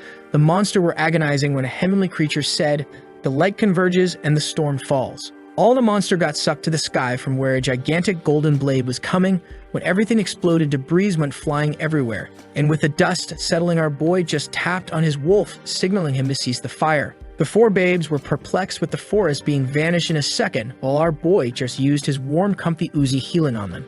After filling them with his heavenly light, the girls stood up and thanked him. They were quite ashamed for being saved by the new junior, and the thick thigh babe told him that even though he was strong, it would be better for them to go back and restock their supplies. Our boy was thinking that it has been 1 whole month that he's there searching for the frozen lotus without success. In 3 days is going to be the competition, so maybe it's a good time to go back, and so he accepted the offer. Thicker nodded to Mecha Girl that created a new GX Spider Giant Mech Shine, and with that, they went together. On the way back, our healer was talking with the Wide One as always, asking if it is common to have demons in this region, but she told him that her team have come to hunt a lot of times there, but it's the first time that they saw demons. Then he asks if has a military base around, and she says that there is a resupply and trading base that also protect the place against high-level demons. Because those demons were level 20, they were not detected. But it's strange how those demons suddenly appeared. Maybe there's some sort of dimensional crack that is bring them that means at any moment a ton of demon can appear. Suddenly in the car, they felt the presence of demons, and a purple light from far away was shining. They instantly knew that was someone that had been targeted by the demons. Zhou Yi told them to go back first, and he was going to see what was happening there. They shouted his name, telling him that it was dangerous. In the way, he felt the presence of someone and asked himself why she was here. In the middle of the forest, a group of trash were talking, saying that they should just leave the girl to die cause it is impossible to deal with 20 platinum demons. In the fight, the demon was attacking with a laser beam, and of course the albino babe was the one about to die because she only had some more seconds with her bloodline skill. The demons were attacking her relentlessly, but the group was big and alone wasn't possible. She had killed a bunch, but they just kept coming. Look at her face, all angry, when suddenly she heard someone saying Thunderfall. A parade of light came from the sky, creating golden explosions through the whole battlefield, and even though the amount of demons was immense, the area of effect was big enough to leave that place desolated. Zhou Yi arrived, shouting for her to move away. An immense purple creature was screaming, releasing a power right behind her. She covered her ears out of pain while the king with the berserk body of fire was standing there. The creature jumped in her direction, and she told Zhou Yi be careful. She knew that the demon power has just doubled and now was uncertain if the duo could beat that, so she had the saddest plan on earth. She wanted to self-destruct and protect Zhao Lian. But thank God, he just grabbed her waist and pulled her before the demon was able to strike her. He looked behind and used his punishment of light in the whole area, and once more surrounded the whole battlefield with a light punishment from the sky. He told her that now he understood why so many people like to be mages. Killing monster from so far away feels great. But right in front of them, another group was coming, and suddenly, they were completely surrounded. Is it just me, or has the art style changed completely? Our edgy healer used his golden fingers to imprint some comfy warmth inside her. She felt her body being filled with all those buffs. Flam's slow regeneration to the gift of God. Seeing her own status panel, she was impressed with the creamy points that she just gained. He told her to go left to distract the creatures while he was going to kill as much as he could. He rushed with his warhammer and the monster was getting ready to attack him, but his holy slash was easily cutting everything. Running with the wolf, Jang Chu was thinking that her status increased by a total of 25%. Superpower almost doubled. But according to what she knows, not even level 25 Saint Knight can buff so much, and even stranger, he's only at level 16. But that was the moments that a creature punched the floor right in front of her. She had to stop with Wolf and get ready for the fight, but the wolf easily attacked the purple demon. She was also attacked and had to besiege her weapon with her dark aura, cause she needed to buy as much time possible to Zhou Yi, that at the same moment was cutting through dozens of creatures. He distracted for a second, and a monster had the opportunity to attack him from behind. When the blade was about to touch his neck, a dark circle aura perpetuated the whole sky, vanishing that creature. It was Jang Chu utilizing her shadow succubus whip that I wouldn't bother to let it hit me 3 times at max. Seeing all those creatures around them, our hero noticed that all of that was happening because of him. His holy powers was attracting every dark monster as a moth goes to flame. And he knew that it was the perfect time to use his best kick, like Cristiano Ronaldo sending a dome protection to Jang. He touched his chest and summoned a holy cross, but the size of this one was incomprehensible. With a hopping 200 meters range, all the demons in the area were disintegrated by the holy flame, while Jang was standing there completely mesmerized with such a destructive power. The only creatures that could stand were those of high ranks, but relentlessly and without wasting a second, Zhou Yi said. Under the holy light, all darkness shall be vanquished, because when the light converges, the storm falls. It was his special attack that creates a circling cross around the creatures that rotates until it creates a tornado that vanishes the whole battlefield. From behind the forest, no one could believe what they were seeing. Is that something that a human really can do? The soldier asked his captain, should we announce ourselves? The captain was level 26 and knew that his team couldn't fight those creatures, but that guys alone, they're soloing everything, but maybe that was the perfect chance for him to make friends with such a prodigy. It was when the 4 girls that he just saved appeared again in the spider mecha. A Chicago Babe was about to say that they arrived to help him, but all they saw was a desolated place with our 3 heroes standing. Zhou Yi drank a potion, leveled up to 18, but his status was way higher than your average level 18, and with 156 plus 39 of wisdom, he was smart enough to leave a like in this video. Do you remember that the last chapter ended right when he and our dear Jang Chu had just defeated the boss? He leveled up a few times and drank a little potion. Zhou Yi realized that he had many skills but not enough mana to use them all, and decided that he would ask the teachers about it when he returned. Suxing Liang came to talk to him, asking how he managed to handle everything. Even the sharpshooter Zhu Dan commented that his strength was somewhat unusual. Before he could answer, Jang Chu collapsed to the ground, exhausted. The long battle had drained all her succubus powers. The girls kept asking how he had faced so many demons. Zhou Yi said they were only level 23 demons, so it wasn't difficult. But the girl kept analyzing him. He asked what the problem was. She explained that the legion of demons, like humans, had a general, and if he wasn't there, it meant he would soon appear. With that, they started to retreat. In a forest, people were still wondering what the boss was going to do. When he was about to say something, everything started to shake, and they felt a demonic aura. In the sky, they could see something resembling a dragon's visage approaching. It was the white dragon, and there was someone on its back. It was a level 30 demon summoning monster, flying on a level 24 fire albino dragon. All emergency radars in the region began to activate. Over the walkie-talkie, they were warned that all troops should prepare for combat. An army of adventurers quickly formed, and everyone received notices at other bases to also take the teleport and head to that region. The priests began to gather mana in case they needed to use a lot of magic to heal the wounded. The mages prepared to cast spells, and the warriors were teleported. Man, those guys are prepared. And a boy went to inform the northern major that the troops were waiting for commands. He drew his sword, shouting a war cry, saying that he was the blade that cut the thorns and the shield that protected that land. The soldiers repeated the words, and with that, he gave the order to advance. On his throne, the Demon King said that each of the attackers was always personally chosen by him. He had lost less than a dozen in all the time he had been on Earth, but this time, they had lost hundreds of lives. He then informed the army that since they were leaving tomorrow, they were free to do whatever they wanted. The demons celebrated, saying it was the best gift, while the king said he would never forgive whoever did that. Already on top of the dragon, he promised he would steal the soul and burn it in hell.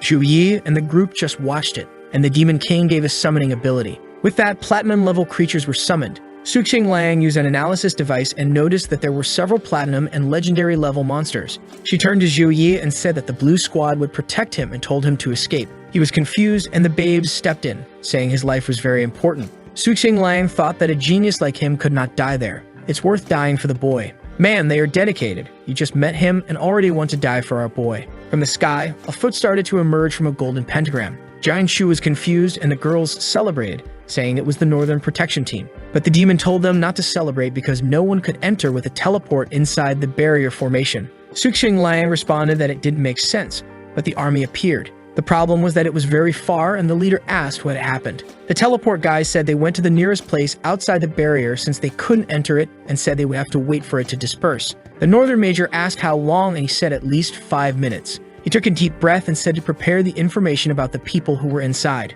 When the battle was over, they should at least collect their remains so that the families could hold a burial. Man, did they kill our protagonists and our babes just like that? Calm down, our boy is still there. And the system appeared saying legendary demons have been detected and missions were created. You should kill the demon spawn and would receive an S-rank talent plus a fortune medicine. Obviously, our boy smiled and got excited. If there's a mission, there's a way. He walked forward with a golden aura while the girls were all asking what the hell he was going to do again. The king remarked that he had a thick and sacred aura. What you mean by that? Expressing certainty that he was the one who killed the demons, and if that were the case, he would have to be killed. He advanced, declaring that he would die in infinite agony. Calmly with his golden eyes, Zhou Yi drew his weapon. The dragon prepared a lightning attack and launched it towards the group. Shukang Liang screamed desperately for our boy, but he simply raised his arm and sent a light attack towards the dragon. I thought it would be like a Dragon Ball's impact where nothing happens, but his attack pierced through and even tore off the wing of the fool up in the sky. With that, the king and the dragon began to fall, crashing to the ground. The poor demon was still getting up when Zhou Yi was already beside him, ready for smash him.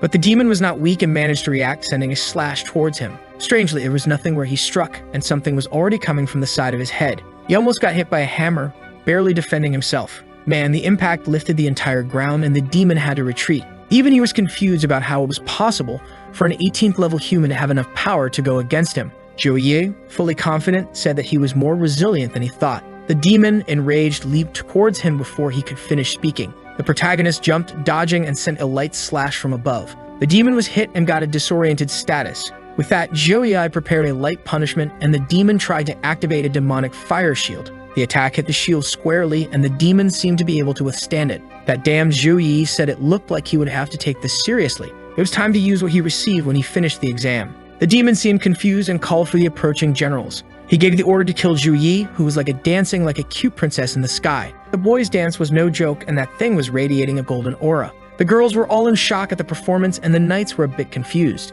Even the monsters didn't understand what was happening. Until Zhou Yi clasped his hands together and a giant palm came from the sky. The Demon King had a premonition that something terrible was about to happen. The light beam began to sweep the area until the hand crushed everything there. The girls were wondering if that really was Zhou Yi's doing. Even Jang Chu's bloodline was scared. The Northern Major said that it was enough to rival a magical canyon. He asked if they already had information about who was inside. The teleport guy said they were all students from Kang University, and the one who had unleashed this ability was the Holy Knight Zhou Yi. The Major said it would be very sad to lose someone so strong, especially since the Demon King would not lose to that. At that moment, the king started to rise, saying that he was brave to have offended the Great Arimas. He looked like the monsters from One Punch Man and sent the Army of Flames to advance. The army was still standing, and all of them now imbued with flames. The priests began to give buffs, and everyone jumped towards Zhou Yi. Debuffs were coming from all sides, creatures from above and ahead. The demon, while his arm was healing, said it was impossible to lose to an 18th level knight. The priest agreed, saying they would win because of the numbers. Zhou Yi was worried. God's hand had consumed all his mana, and the recovery was very low. The only thing left was the divine summoning, a secret ability of the saint that could only be used once. He activated it, and immediately, a beam of light came from the heavens towards the earth. The energy pierced the demon's barrier, consuming everything in its path. The monsters looked scared, and Arimas didn't know what was happening. Now the rascal drew the legendary Six Wings. Actually, he received a very warm, plumpy hug, right? Look at the cozy headrest. The demons were still all confused. What were those fiery feathers falling from the sky? Until they all started to burn in holy flames. The Northern Major realized it was a divine summoning technique. The teleport guy didn't even know what that was. The Major explained that it was a maximum level ability that only some divine classes possess. Once he saw a level 58 priest use something similar and change the battlefield. Orima's, dying of rage, said it was impossible for an 18th level person to have such a secret ability. The priest tried to warn the king that if this ability was not interrupted, the entire legion would be exterminated. Orima said that ability could switch between attack and defense and asked how long the Shadow Valley gate needed. The guy said 1 minute was all they needed. The king said he understood and declared that it was time for them to show their loyalty. He ordered all those remaining in the army to sacrifice everything they had for Orima's. One by one, the monsters knelt, sending all their energy to the demon. He concentrated the power in his chest, forming a purple energy. Meanwhile, Zhou Yi was flying in the sky, carried by his big and thick angel. She whispered in his ear that this species was vile and low, and she would grant him divine power. Stretching the boy's hand, she recited the classic, "Then God said, 'Let there be light.'" A single beam of light cut through the sky and exploded the ground. The demon stood up, all battered. The attack had created a wound in his belly, but the fiend had not fallen. He retaliated with an attack of black flames, raising an orb of malignant energy and summoning solar fire. Confident, he knew this was the secret ability of the demonic flame race, achievable only because his people had sacrificed themselves. Now he was resolute and sent the demon sun towards Zhou Yi. Our boy did not dodge.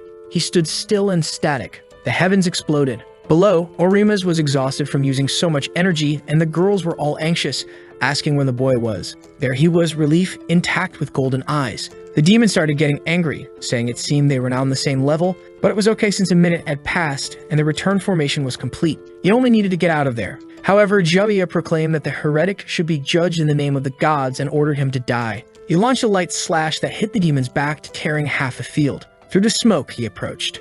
The demon, writhing on the ground, begged to return to his sacred realm, until his arm fell to the ground, lifeless. The demons who had given their powers were hiding behind some rocks, unsure of what to do. In the sky, Zhou Yi saw that the demon was dead and the formation had been broken. Realizing it was finally over, he fainted. As he fell, the cheerleaders ran towards him. He regained consciousness to see them all worried and the northern army approaching. He heard people talking about his message and was trying to lift his hand in the hospital, saying he couldn't get up because there was something on his chest. He wondered if he was cursed or dying when he suddenly woke up in a panic. Then he noticed. It was the succubus sleeping on him. She said she had been there for 2 days while he thought the damned babe nearly killed him. She wasted no time pulling him in and giving him a cheek kiss, thanking him for saving her. She stayed for a moment and then left the room. Man, our boy was left a bit confused. The first thing that made him sad was not completing the daily missions while he was sleeping. At least he defeated the Demon Legion and received the S-rank talent Death Resistance, which makes him regenerate faster the closer he is to death. Additionally, he received an S-rank potion, the Potion of Luck. Our boy thought the talent had a simple name and effect, but being S-rank, it surely wasn't weak. The psychopath drew the blade and gave it a test. His body was healed immediately, and he trusted the system's talent. He then wondered if he might even regenerate his organs and was already drawing the big axe. Then he realized that might be too much. Seeing the system's potion, he wondered how lucky he'd be drinking it. However, since the effect lasted 12 hours, he said he would check it later. Another reward was a halo of Sacred Flame, level A. He remembered when he used the ability. Something appeared on his back, and he wondered if that was it. He was curious about how to best use his abilities since it increased fire and light damage. Someone knocked on the door.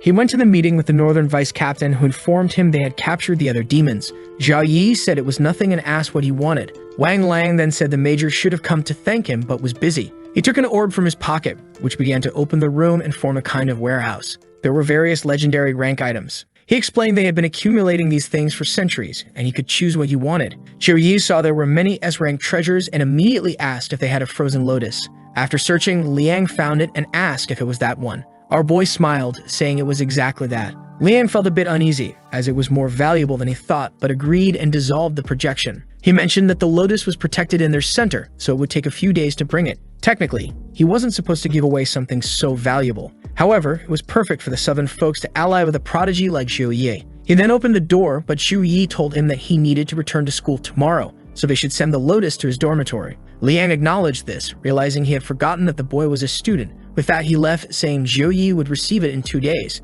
Our boy collapsed onto the couch, relieved, thinking his sister was now safe. His greatest ally in this whole story had been Aoyuma's, whose death led him to gain the lotus. Seeing that it was almost midnight, he needed to finish his daily missions. Meanwhile, Su Qinglang was extremely dangerous and soapy. Her friends came running to her, suggesting they should invite Zhou Yi to join their team. She responded that she thought he would refuse since it was easier for him to hunt alone. Her friends insisted that she should at least try inviting him with some extra insistence. She then knocked on the boy's door, but our boy was attempting to seduce her by lifting his shirt. She was a girl of few words and immediately asked if he wanted to join the Blue Phoenix team. He seemed a bit confused, and she mentioned that the girls on the team missed him and his warm and cozy healings. Gracefully, she approached, saying she wanted to thank him for what he did in the valley. The king of cheek kisses earned another one as she left. Our boy thought that the girls at this university were very bold. These were the most laid-back ones I'd have ever seen. My man is not ready for some tsundere aggression. At a meeting, a guy informed everyone that the demons had learned to travel through portals. The projectional horn man asked if he was sure and what that meant.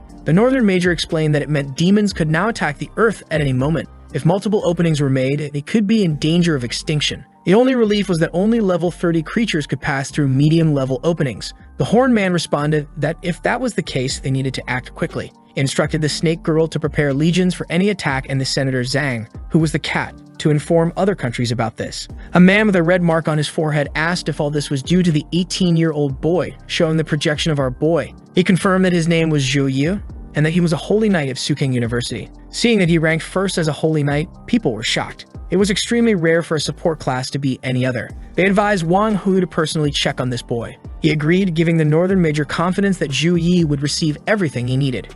At Shukang University, the first day was starting. The teachers of each class gathered there. In front of the crowd, they all introduced themselves. The head of the war house introduced himself as Wu Mang, welcoming everyone to the university. He announced that the rookie competition would now begin, conducted in 2 phases, with the first being a secret kingdom challenge. In the second phase, everyone would have a chance to challenge someone ranked above them, and if they won, they would steal that ranking. Thick goth teacher was there looking for our boy, wondering where he was. The red-haired guy in the crowd listened to everyone talking about Zhou Yi. No one had seen him for a month, and the guy was confident he had fallen out of fear. Wu Meng announced the start of the competition and ordered the secret Silver Kingdom to open. A giant gate opened in front of them, and he said that this year they had the largest army ever seen. Therefore, only this time the Abyss difficulty would also be open. Everyone was excited. This extra difficulty was about 12 times harder than normal. Seeing the excitement, Wu Meng shouted for everyone to bring their best weapons and prepare. The Secret Kingdom was the home of the bears for levels 12 to 19, and people began to teleport. At that moment, the rankings started updating. He asked where numbers 1 and 3 were, and Juicy Dark Babe explained that both had gone north to gain experience, but hadn't returned. Wu Mang said it was ridiculous for 2 such promising individuals to skip initial training, and that they seemed conceited just because of their high ranks. Voluptuous Obscure Sphere Holder tried to explain that Zhou Yi wasn't like that, but he said there was no need to protect him. If they were absent, they should just reverse the rank. But suddenly our boy was bringing the succubus girl like an Amazon delivery. He ran so fast that no one even saw them enter the portal. The system warned that it would be an extremely dangerous place where the return scroll could be used. Our boy was in a hurry. As soon as he entered, he used 4 blessings, facing an army of level 17 bears. For someone who had killed a bunch of level 30 demons, it was easy. Meanwhile, Jang was easily killing the bears. The red-haired guy was confident that he would be the top one. The blondie was shooting, and the professors were impressed with this year's students' performance. Wu Mang said he wanted to see what number 1 was doing to have spent so much time in the north. Our boy was already equipped with his halo and axe. One swing and the monsters exploded, leaving no trace. The first level of the 16 bears was defeated in 5 seconds, which the elders thought was impossible. They discussed how someone from the support class could kill faster than others. However, thinking about our boy's ring, it commented that the boy didn't waste any time. Using it activated the light punishment and cleared the field. He headed towards the boss, jumped, pulled out the victory spear, and finished another one. Quickly, he was advancing and leveling up his talents, impressed by their evolution. He knew that the power of a class depended on talents. Previously, he only had the S-rank talent of the Holy Knight. However, now it was much easier to fight without spending so much energy. He was already done and approaching the exit when a message indicated he could open additional secret levels. He sensed a terrible dark smell, but knew it would be fun. The professors were impressed, saying he was brave and adapted very quickly. However, the tactics professor Zhang Ling said he had a problem. The Holy Knight class required many points to evolve in all directions, which could be a problem. Wu Mang said that once he finished the test, he would have a talk with the boy. However, now everyone wanted to have a conversation with him and have him as a student. Then the director and the man from the projection meeting appeared, saying they seemed excited about Zhou Yi, and he was eager to see his power. In the middle of the dungeon, Zhou Yi wondered if a cult was happening there. Just as there were benevolent gods, there were also evil ones. The one sitting on the throne reeked of darkness. Praying to a divine god was a simple act of trust. However, evil gods demanded sacrifices of the soul and life. Observing the carcass on the throne, he knew that not only humans prayed to evil beings, even beasts, elves, and even angels prayed to such gods. In front of him, a giant level 19 bear formed, announcing that he would be a perfect sacrifice. Zhou Yi knew that the creature was immune to physical attacks, which would be very sad for a martial artist. He activated everything he had and called the beast to attack. Surrounded by a whirlwind of golden light, the bear said it was useless and leaped at him with a dark blow. The whirlwind dissipated, but Zhou Yi was intact in the middle. He just observed and the bear roared, saying that light was strong but insignificant compared to the immortality he had achieved. He continued cursing Zhou Yi, saying he would die. Zhou Yi, tired, told him to resist this. He created a golden orb above the monster, and when the smoke cleared, it was still alive, shouting again that he was immortal and the light would not kill him. Zhou Yi said he shouted too much and began making multiple light orb summons above the beast. The poor thing began to explode and the energy it had been accumulating was consumed. After a minute and 12 seconds of continuous magic, he finally won. He received a golden horn as a reward and left, saying that immortality was just an illusion. All he had to do was burn the power until it ran out. The only thing that caught Zhou Yi's attention was that the place had a strange power. It seemed like the opposite of the divine power he used for summoning. Probably the evil gods have something like that. The flame guy was fighting the bears until he finally killed them again. He was exhausted, saying this extra level was harder than he thought. Facing another one, he was confident he would win in 8 minutes and charged forward. The chubby one was impressed with Zhou Yi's magic, saying he was indeed a surprise for everyone. He had already left the zone and everyone wanted to recruit him. Then the director gave a little cough to the guy beside him. Wu Mang wondered if the chief of the place was really interested in the boy. They found it incredible that he was already at level 19, considering he was level 13 on the day of the test. The director explained that he evolved so much because he spent all his time hunting in the northern region. For someone who defeated a demon flame general, that test was too easy. Shortly after, the fire guy also emerged from the portal. Seeing Zhou Yi, he wondered if the kid had cleared it before him. He was already fuming, saying it was impossible for him to lose to this trash. He carried the glory of the 8 great families and was not supposed to lose to a northern trash. Meanwhile, Zhou Yi wondered why the guy was so shaken. Suddenly, Jang started to fall awkwardly. You know what happens next? Our boy saved her in midair. The girl, mid-fall, was already smiling, saying he was amazing for finishing before her. A second later, people were crashing down around them. Sumai rushed in, telling them to call the medical team immediately. An hour later, everyone was healed. Wu Mang announced that the first phase of the competition was over, and it was time to announce the rankings. For some reason, the red-haired guy was confident, even having seen Zhou Yi leave before him. Obviously, our boy came in first with about 5 minutes, while Sheng Lingfeng took more than 20. Seeing this, the fool was furious, wondering how the bastard had finished 15 minutes earlier. Distracted, he tripped and hit his chin on a pillar, thinking about how he would take down that kid later. Zhou Yi just looked to the side, wondering why that guy was up there. Wu Mang announced that the second phase would start and everyone could challenge someone. Each participant had 3 challenge opportunities and a 5-minute rest. People started announcing their challenges, and someone, of course, mentioned Zhou Yi. It was Lingfeng smiling confidently and calling him out. Cracking his fingers, he said now they would see who was really stronger. Jang Chu explained that this guy was in second place and also had the dragon fire lineage. While she explained, our boy thought the guy was a fool for challenging him when he was clearly stronger. Without much hesitation, he jumped up and told the guy to come at him with everything he had. Lingfeng, excited, said they would see who was stronger, the Holy Knight or the Berserker. As soon as it started, Lingfeng leaped up with a fire punch and Berserker lineage. The professors commented that he seemed eager to finish quickly. However, the flames that hit Zhou Yi didn't even pass the sacred barrier. Lingfeng found it strange and asked when he had used that ability. Due to the B+ sacred protection, any physical attack was blocked up to a certain amount. Poor Lingfeng was already shaken. His plan was to prevent the guy from using this protection, but now it was ruined. Zhou Yi smiled, saying it was a good plan, but he activates that ability in 0.1 seconds. He raised his axe, saying he gave this chance just to see if the fight could be good. He then swung at his face, saying enough of this. Lingfeng tried to activate a fire shield, which was shattered in 0.5 seconds. The boy was being ejected from the arena, wondering how this bastard was so strong.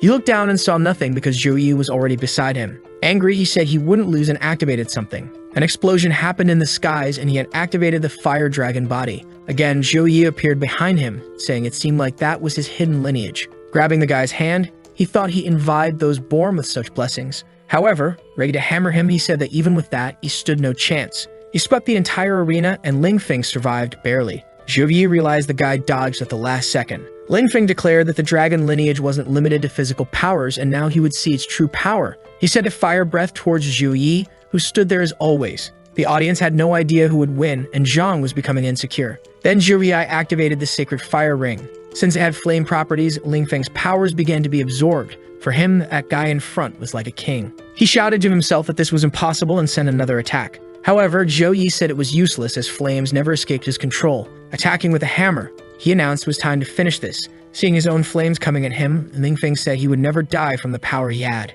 He activated his lineage power, claiming he would regain control of his flames, but he got smacked in the face and was thrown out immediately. He collided with the arena's protection and then the lineage dispersed. With that, Zhou Yi had won, and the medics came to help the poor guy. The professors commented on how strange it was for someone with so much magical power to also have so much physical power. Suddenly, another girl, also the top of her region, entered the arena. She introduced herself as Song Xiaolin, a level 17 Taoist priestess who wanted to learn from him.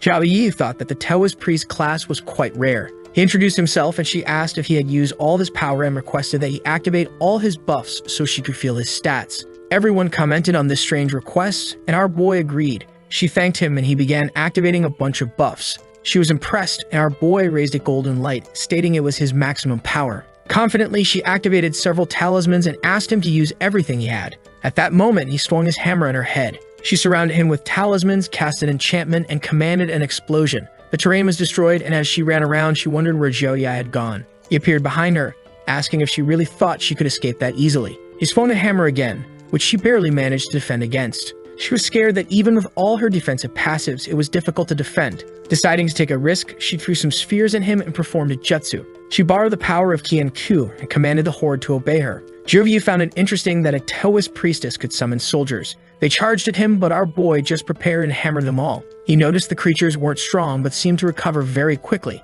He kept striking while the girl couldn't believe it. That formation had trapped level 30 people before, and he was handling it easily. A second later, he was behind her, about to strike again. Realizing she couldn't win, she surrendered, apologizing and admitting that Zhou Yi had won. He asked why she didn't go all out. She winked, saying she knew she couldn't win, so she accepted defeat gracefully. She wasn't stupid. She knew that taking Zhou Yi's heavy hits on her small, plumpy body would prevent her from fighting in the other two battles. She left, thanking him. Our boy turned to the crowd, spun his hammer, and asked who was next. Obviously, no one was eager to challenge him.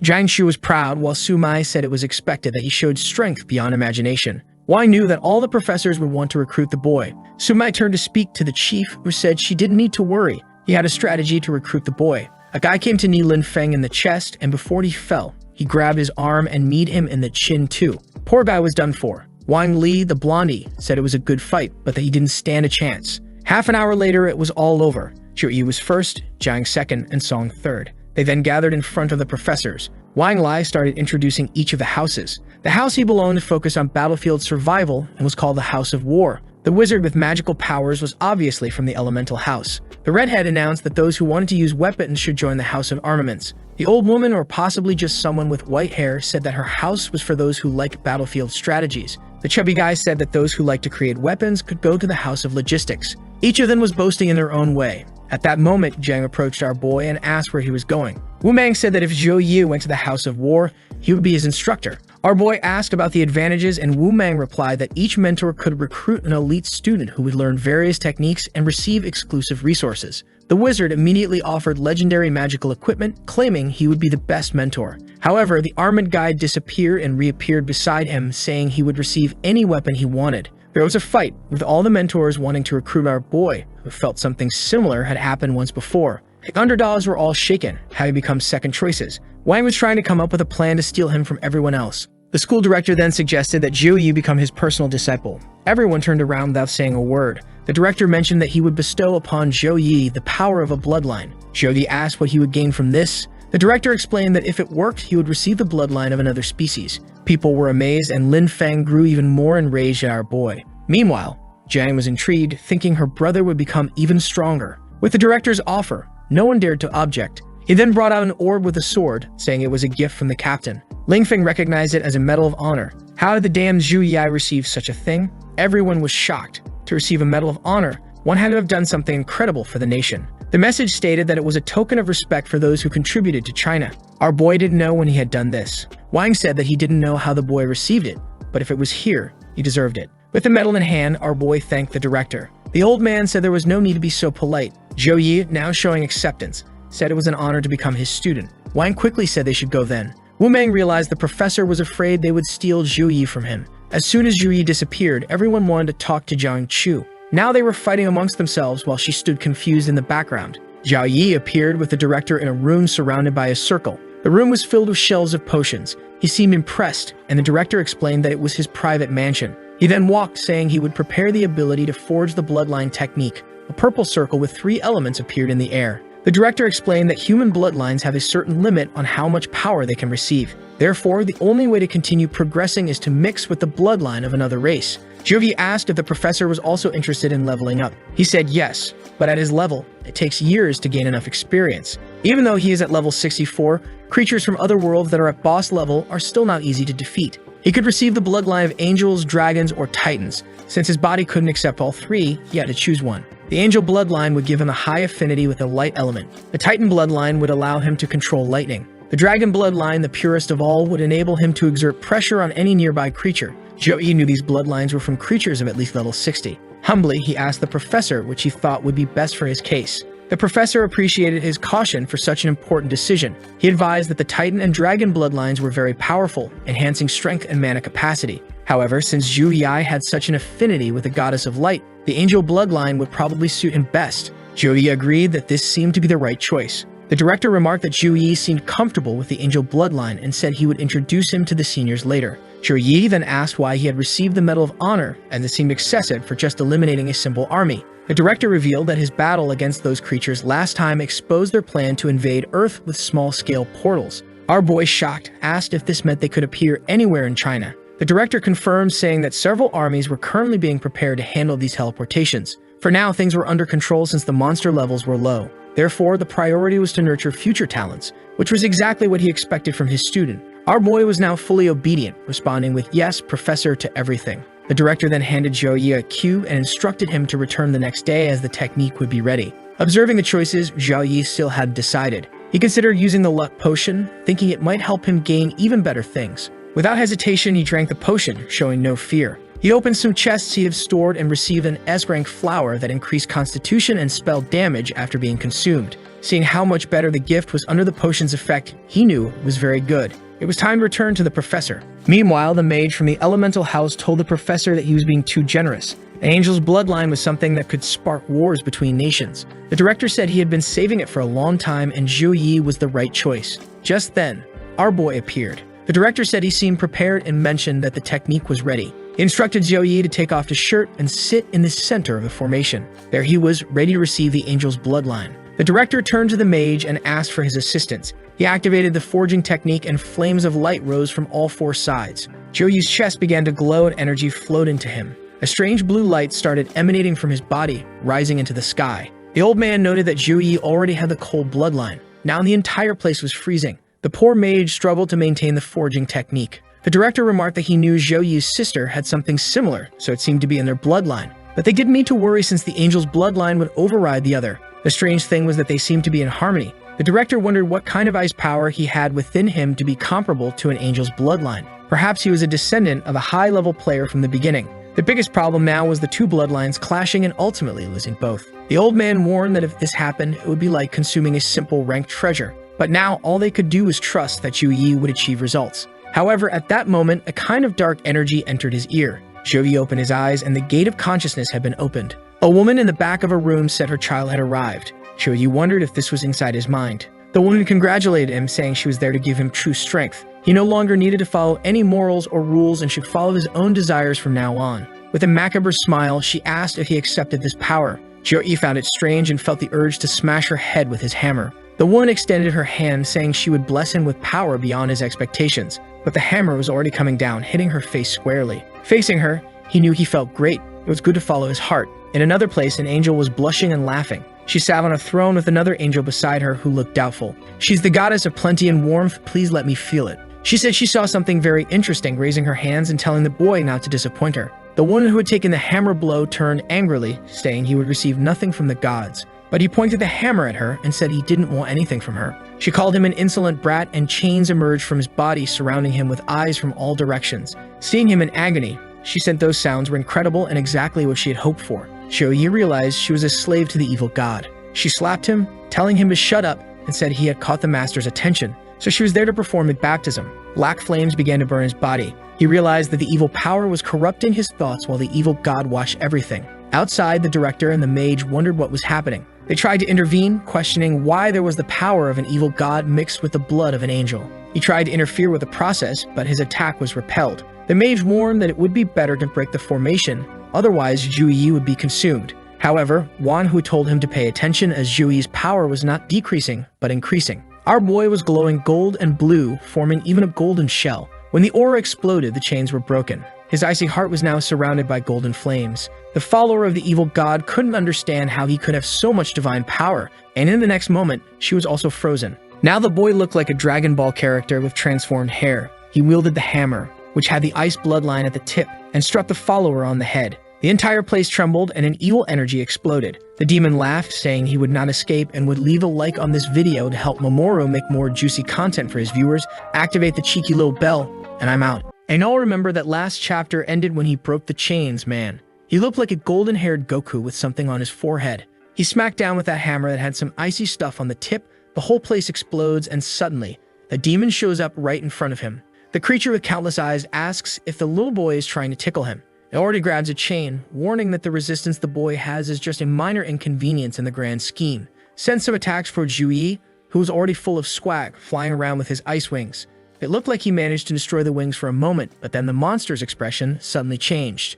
Our boy man was already behind it, activating a formation beneath the creature. A bunch of ice spikes starts shooting up. Dude, the demon got skewered from every side. The creature then said that the boy was very happy with the little gift he received. The power humans call magic is merely the remnants of the light granted by the true god, but he, as the greatest servant of Master Exia, possesses a power beyond mortal understanding.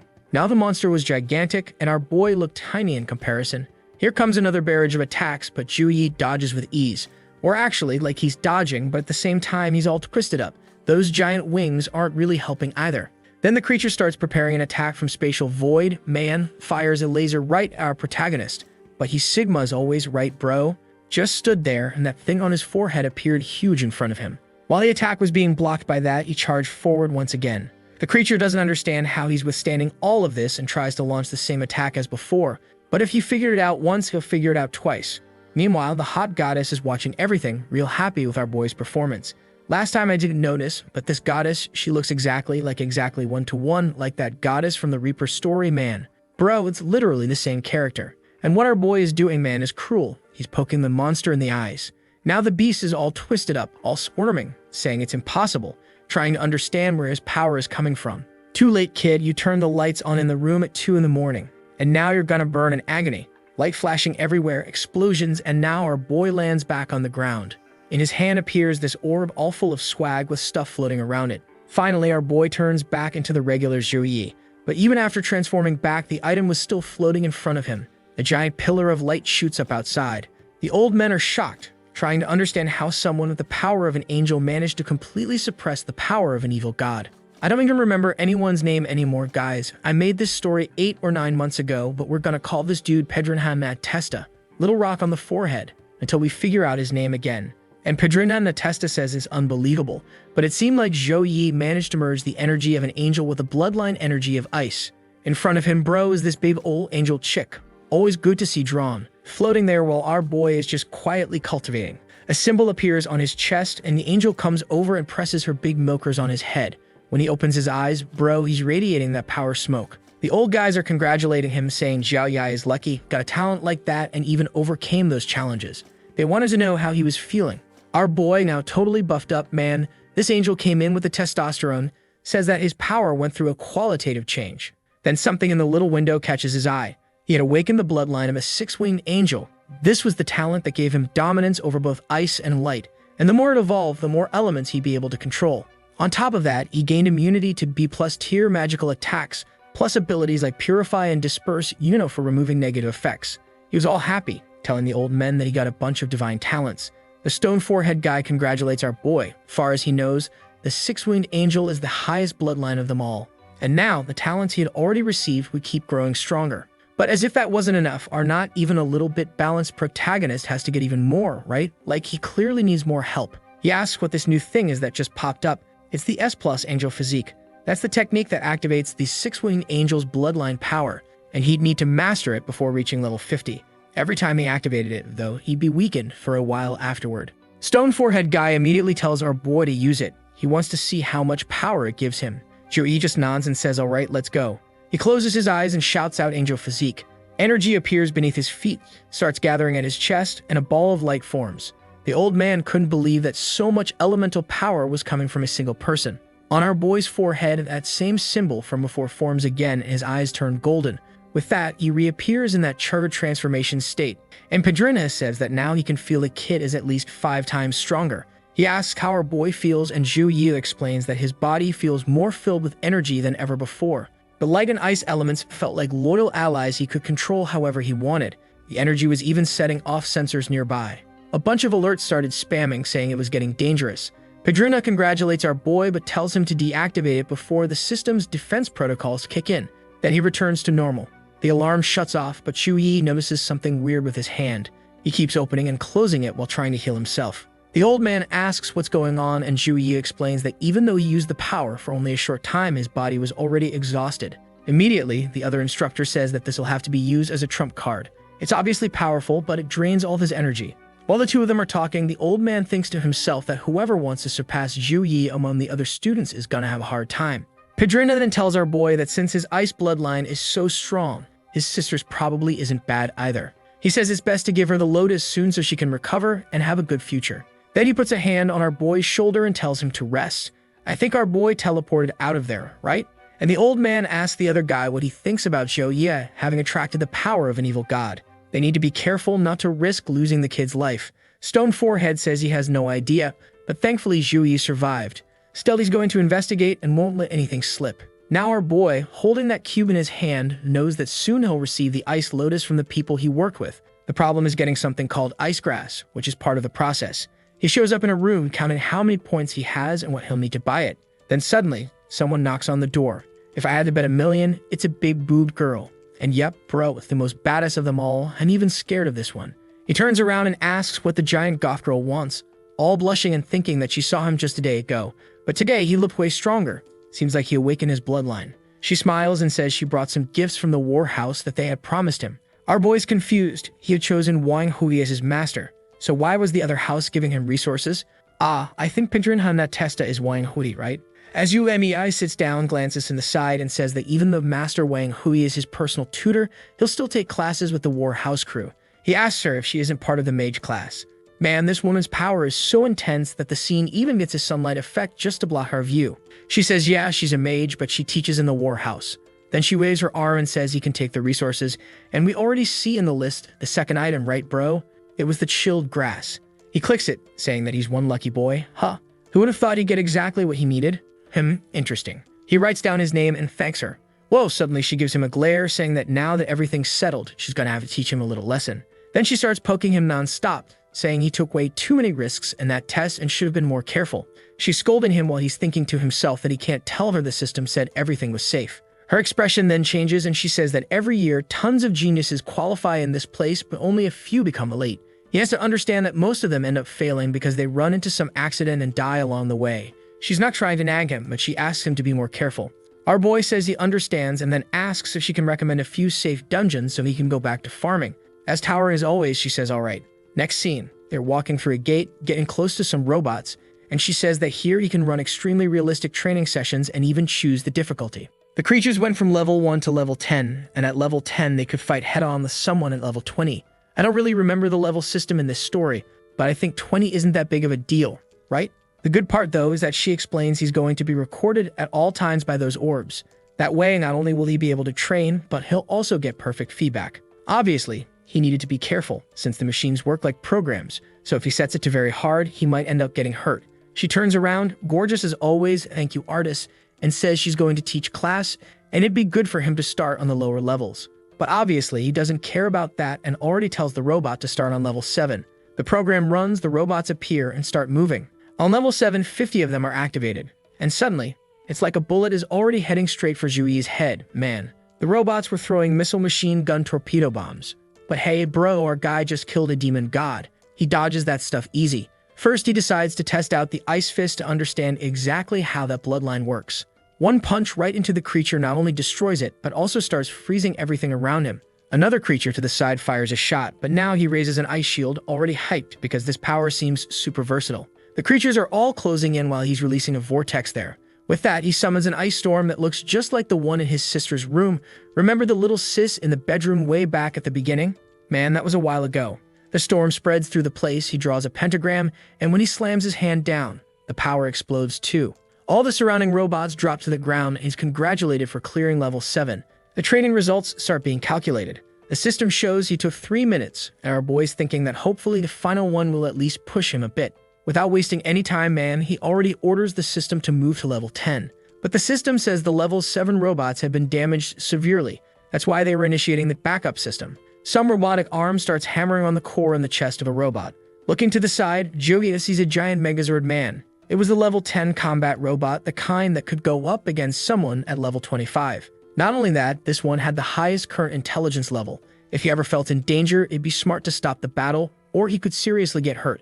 But Zhou Yi's pumped about it. Finally, he could get a proper training session in. A robot charges up a laser and fires it at him. But it's not just a laser, it's a barrage of ice, just like his own, and it hits his leg directly. The robot then goes for a punch and lands a solid hit on Zhou Yi. But of course he had dodged and was already behind it, jumping up with an axe in hand, landing a clean strike on the arm and saying he's going to disarm it first. And bro, he really disarmed it. The ice arm of the thing vanished. But this robot was no joke. Even with its arm ripped off, it still fired a laser from the same hole. That's when our boy realizes the energy the thing just used was the same as his. He's confused. Why is this creature constantly copying his abilities? And before he can figure it out, bam, a monster is already coming in for a hammer smash. The attack comes, but now our boy's golden hand appears too. The attack is blocked, but a chunk of ice on the floor turns into a wolf. When Zhou Yi looks to the side, bro, the creature's already too close, goes straight in for a bite. With no time to use another power, our boy has to rely on brute strength to hold the monster's jaws open. But enough of that. Bam, he unleashes a burst of light and transforms, saying that now he wants to see that boss try to copy an angel's physique. Then we cut to someone placing their hands on an ID panel. It's our dear Jang Chu, our succubus girl. She's all happy because it looks like she received a bunch of resources after joining that house. Finally, she can go back there and try to beat level 7. But the system apologizes and tells her to come back tomorrow. The robots today were too badly damaged. She doesn't get it. This is the freshman training field. Most people don't even get past level 6, so how could something like that happen? Even if it was brother Zhou Yi, she knows it wouldn't be easy for him to clear level 10. So who the heck is in there right now? In the battle, some chains started coming out from the Golden Gate. Zhou Yi thinks it's the final boss and says to the creature, "These chains once left me powerless, but now I'll share the agony with you." Oh damn, right in the wolf's head, bro. Man, I thought the chains were gonna restrain the thing, but no, they straight up shattered it. And now, just because I said they shatter, they went and restrained the other one, damn. He also activates the vision of light, which lets him detect the creature's weak points. And of course, his attack goes straight for those points. Our boy says he can see the power core in the chest.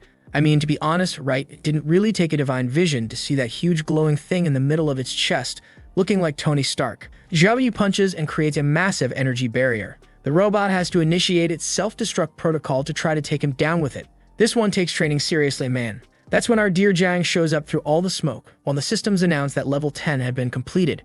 She's all startled, wondering who the hell that demon is in there. But when she gets closer, her expression changes. She sees our boy from behind, radiating that golden aura. He's totally worn out, exhausted, while the robot congratulates him, saying his performance went beyond excellent. Zhou Yi, though, was thinking that because of that wolf, he ended up using way more time than he should have. He needed someone, or maybe a pet, around to handle those little distractions. Haha, someone's approaching. Super thick thighs. If you want to have her as a pet, just say the word. And there she is already walking up close asking, "Did you awaken your bloodline? How'd you get so strong?" The badass replies that yes, he awakened the 6-winged angel bloodline. Her eyes are all sparkling. She says she knows that one's extremely rare, basically a divine ability. She, on the other hand, has a half-decent succubus bloodline. It's a bit better, but still one of the weaker ones. Looks like he completely ignored what she said, didn't even try to say, "Nah, it's okay. You'll get strong too." He just walked off, turned around and said, "Let's go to the market and buy some pets." Poor girl, no chance for a girl in love. She just goes along saying she's coming with him all happy. Now outside, arriving in the pet area, a bunch of vendors are yelling, while she's pulling on her boy's arm asking what kind of pet he wants. He remembers that storm wolf he used that one time, but it disappeared after the fight. That's why he wants another storm wolf, if possible, one with talents like his. That's when someone with their hand on their waist walks up, saying if that's the case, he's got just the thing. The guy introduces himself as Liu Ji-Su, a third-year student and seller of level 22 creatures. The wolf he had for sale, he raised it himself. He can guarantee it's top quality. Jang says this guy's a student at Kang University, so the pets he raises are definitely high quality. The guy then brings out the storm wolf, man. It's got one blue eye and one gold eye. What are the chances our boy doesn't take that one? The The guy says, right, that this furry sewer rat has been alive for 10 days and its mother was a silver tier storm wolf, so clearly, it's a good one. Our boy answers humbly, man, not looking for no sewer rat. He just wants to know where the gold ones are, bro. He wants the top rank. But Jang Chu explains that it's really rare to find gold rank creatures when they're that young. Our boy says, alright then, he'll take a look at this big rat here. Jang, though, comments she's seen some other storm wolves and this one's way too small, probably undernourished. It's gonna be one of those cases where the thing's tiny for 2 days and then suddenly the size of a building. Jang Chu, all awkward, tries to say it's normal, that the little guy is just small for now but will grow soon and blah blah blah. But Zhou Yi is already grinning, saying he's taking the black rat, while Jang is all confused with that dumb smile of his. Right away, Jang Chu hands our boy a scroll, saying he'll give it to him for free, for only 60 points. Wait a sec, is it free or is it 60 points, you game scammy vendor? That was what allowed him to make the contract. Our boy finds it pretty convenient. Yeah, obviously there was some trickery behind it. Jang Chu was selling the weakest one in the whole litter. He thought it was a loss having picked up this creature, but thank goodness, this dumb freshman showed up. Our boy places his hand on the scroll and says the command to awaken. What are the chances now that it turns out to be an insane creature? Jang Chu's face already changed. A black wolf appeared with a moon on its forehead, man. I think it's still small, but now it's full-on swag. The pet experts nearby seem to recognize that this is the aura of a legendary creature. Meanwhile, Jang is clinging tighter and tighter. Any minute now, she's gonna crawl under his shirt. Ji Chu, on the other hand, is losing it. He sold a legendary creature for dirt cheap. The black rat jumps onto our boy's arm, and of course, it needs a name. And that's exactly what our spherical succubus girl says. Oh no, wait, you're calling it gray? The thing's black, dude, I'm not calling it gray. Ah, Dan, I'll respect your wishes, Zhou Yi. Of course, right then, Jang Chu comes creeping up, saying that unfortunately, he sold the creature at the wrong price. He was supposed to charge another 1,500, but hey, he could cancel the contract now and take the pet back, and still come out ahead with 300 points. The other vendors, though, are all laughing at him, saying the idiot sold it for way too cheap, and now realizes what a mess he made. And Zhou Yi, man, you think he's a fool. He says he's never heard of anyone asking for more money after his sale's already been finalized. The guy's shaking all over, and Zhou Yi tells him to go stop dreaming, man. What's up with you, kid? This talent of yours awakened some evil in your heart. Of course that clown Jang Chu is still trembling, trying to figure out how he's gonna get out of this. He takes a step forward and already falls backward in fear. Our boy turns to his waifu and says he never wants to see that guy's face again. Meanwhile, Jang, who's awakening her succubus bloodline, looks at the expression he's making and says, now that you've got gray, unfortunately, we'll have to see each other more often, so I can play with your pet. As he walks out of the pavilion, everyone starts murmuring. They just now remembered. That's Zhou Yi, the guy recruited by the Grandmaster. That's when a guy with flaming shoulder pads and red hair steps up, telling everyone to make way. Looks like he's the brother of the loser who just got wrecked. He's already begging for help. But man, he kicks him so hard, geez, even Zhou Yi doesn't do that to his enemies. His name is Liu Wucheng, and he tells his idiot brother to understand what it means for someone to have received a gold medal. He's lucky the boy just walked away, so it's best he disappear before things get worse. When he finds out Zhou Yi is the one who got the gold medal, the guy's already got his ham on his face, wondering what the hell he's done. Our boy, on the other hand, is observing Gray, watching the aura it's giving off. He wonders if this has anything to do with the Lucky Potion's effect, and whether it's still active. That's when suddenly, someone knocks on the door. It was the guys from the northern region, right? The ones he helped before, bringing the reward he had been waiting for, the ice lotus.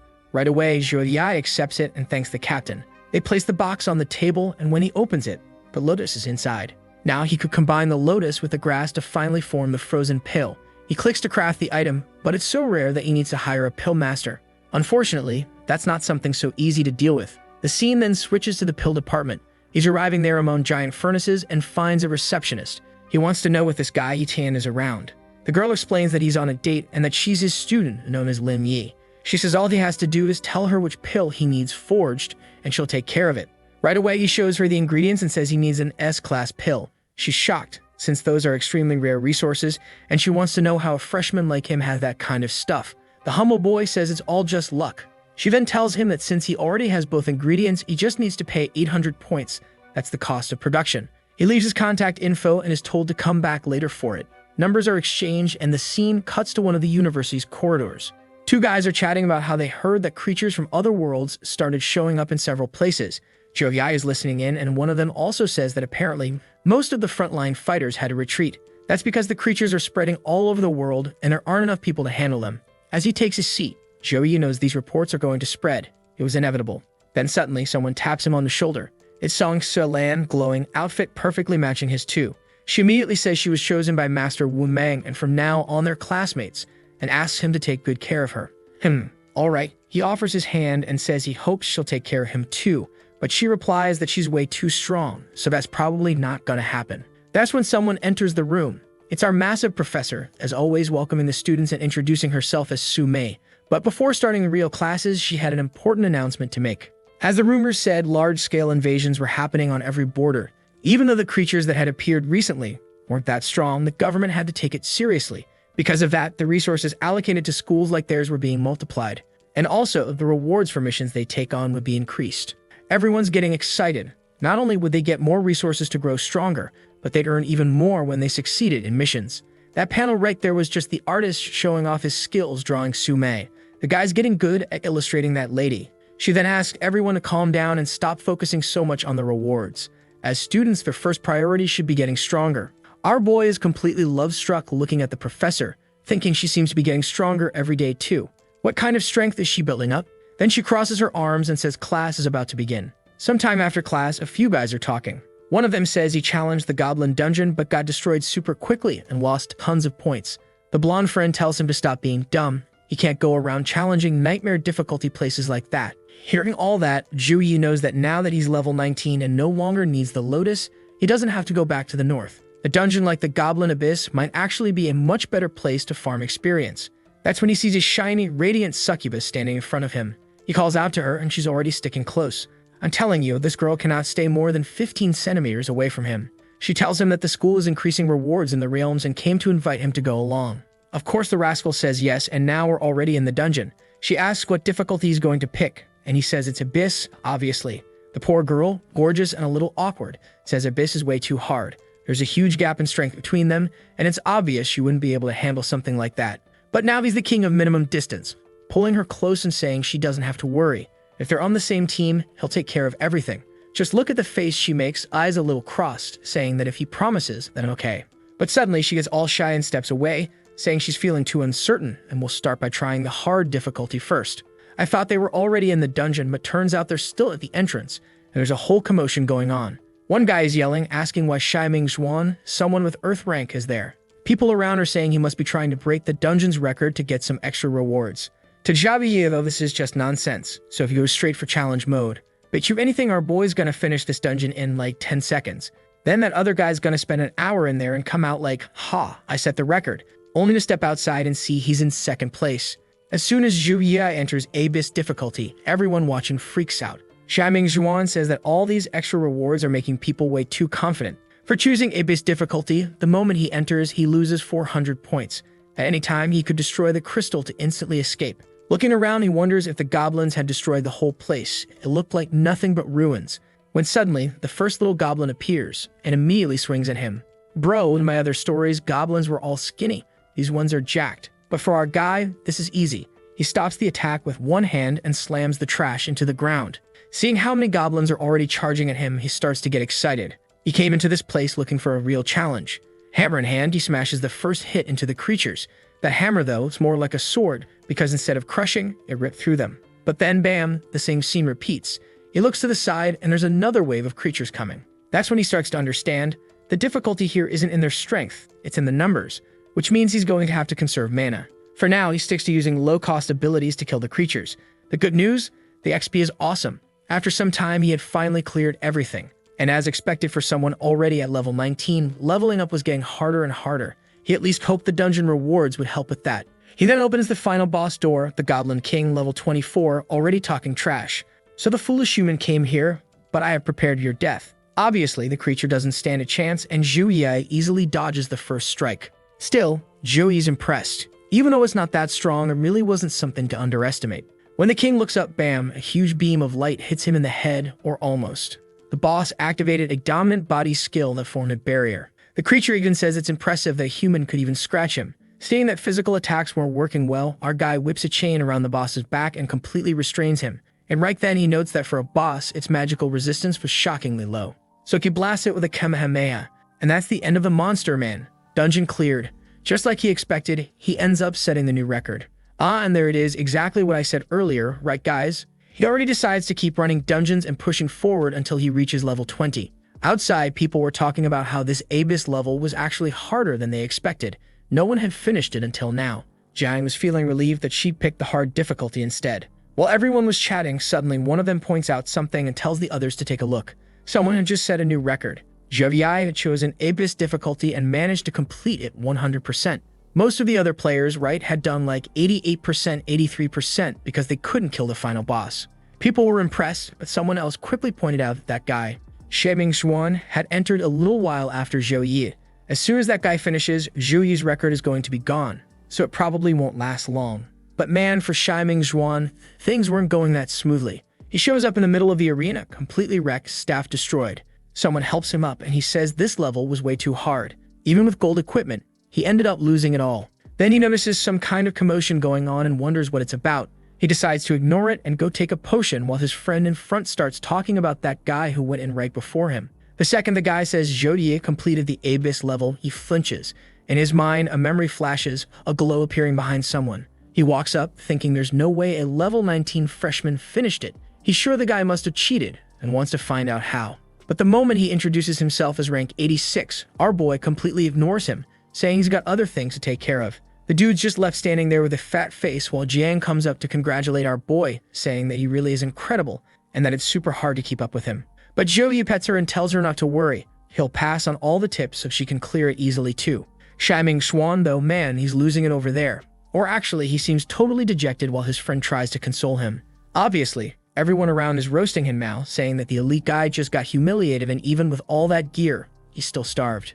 And when our boy said he was heading back to another dungeon, he wasn't joking, bro. There he is again with John. He's all cheerful, saying it's been a while since they worked together, while she's all flustered, remembering that day when he used the light punishment move and wiped everything out. She says she got cornered that time and almost did make it out alive. Our boy says it was an honor saving her. Sneaky guy, huh?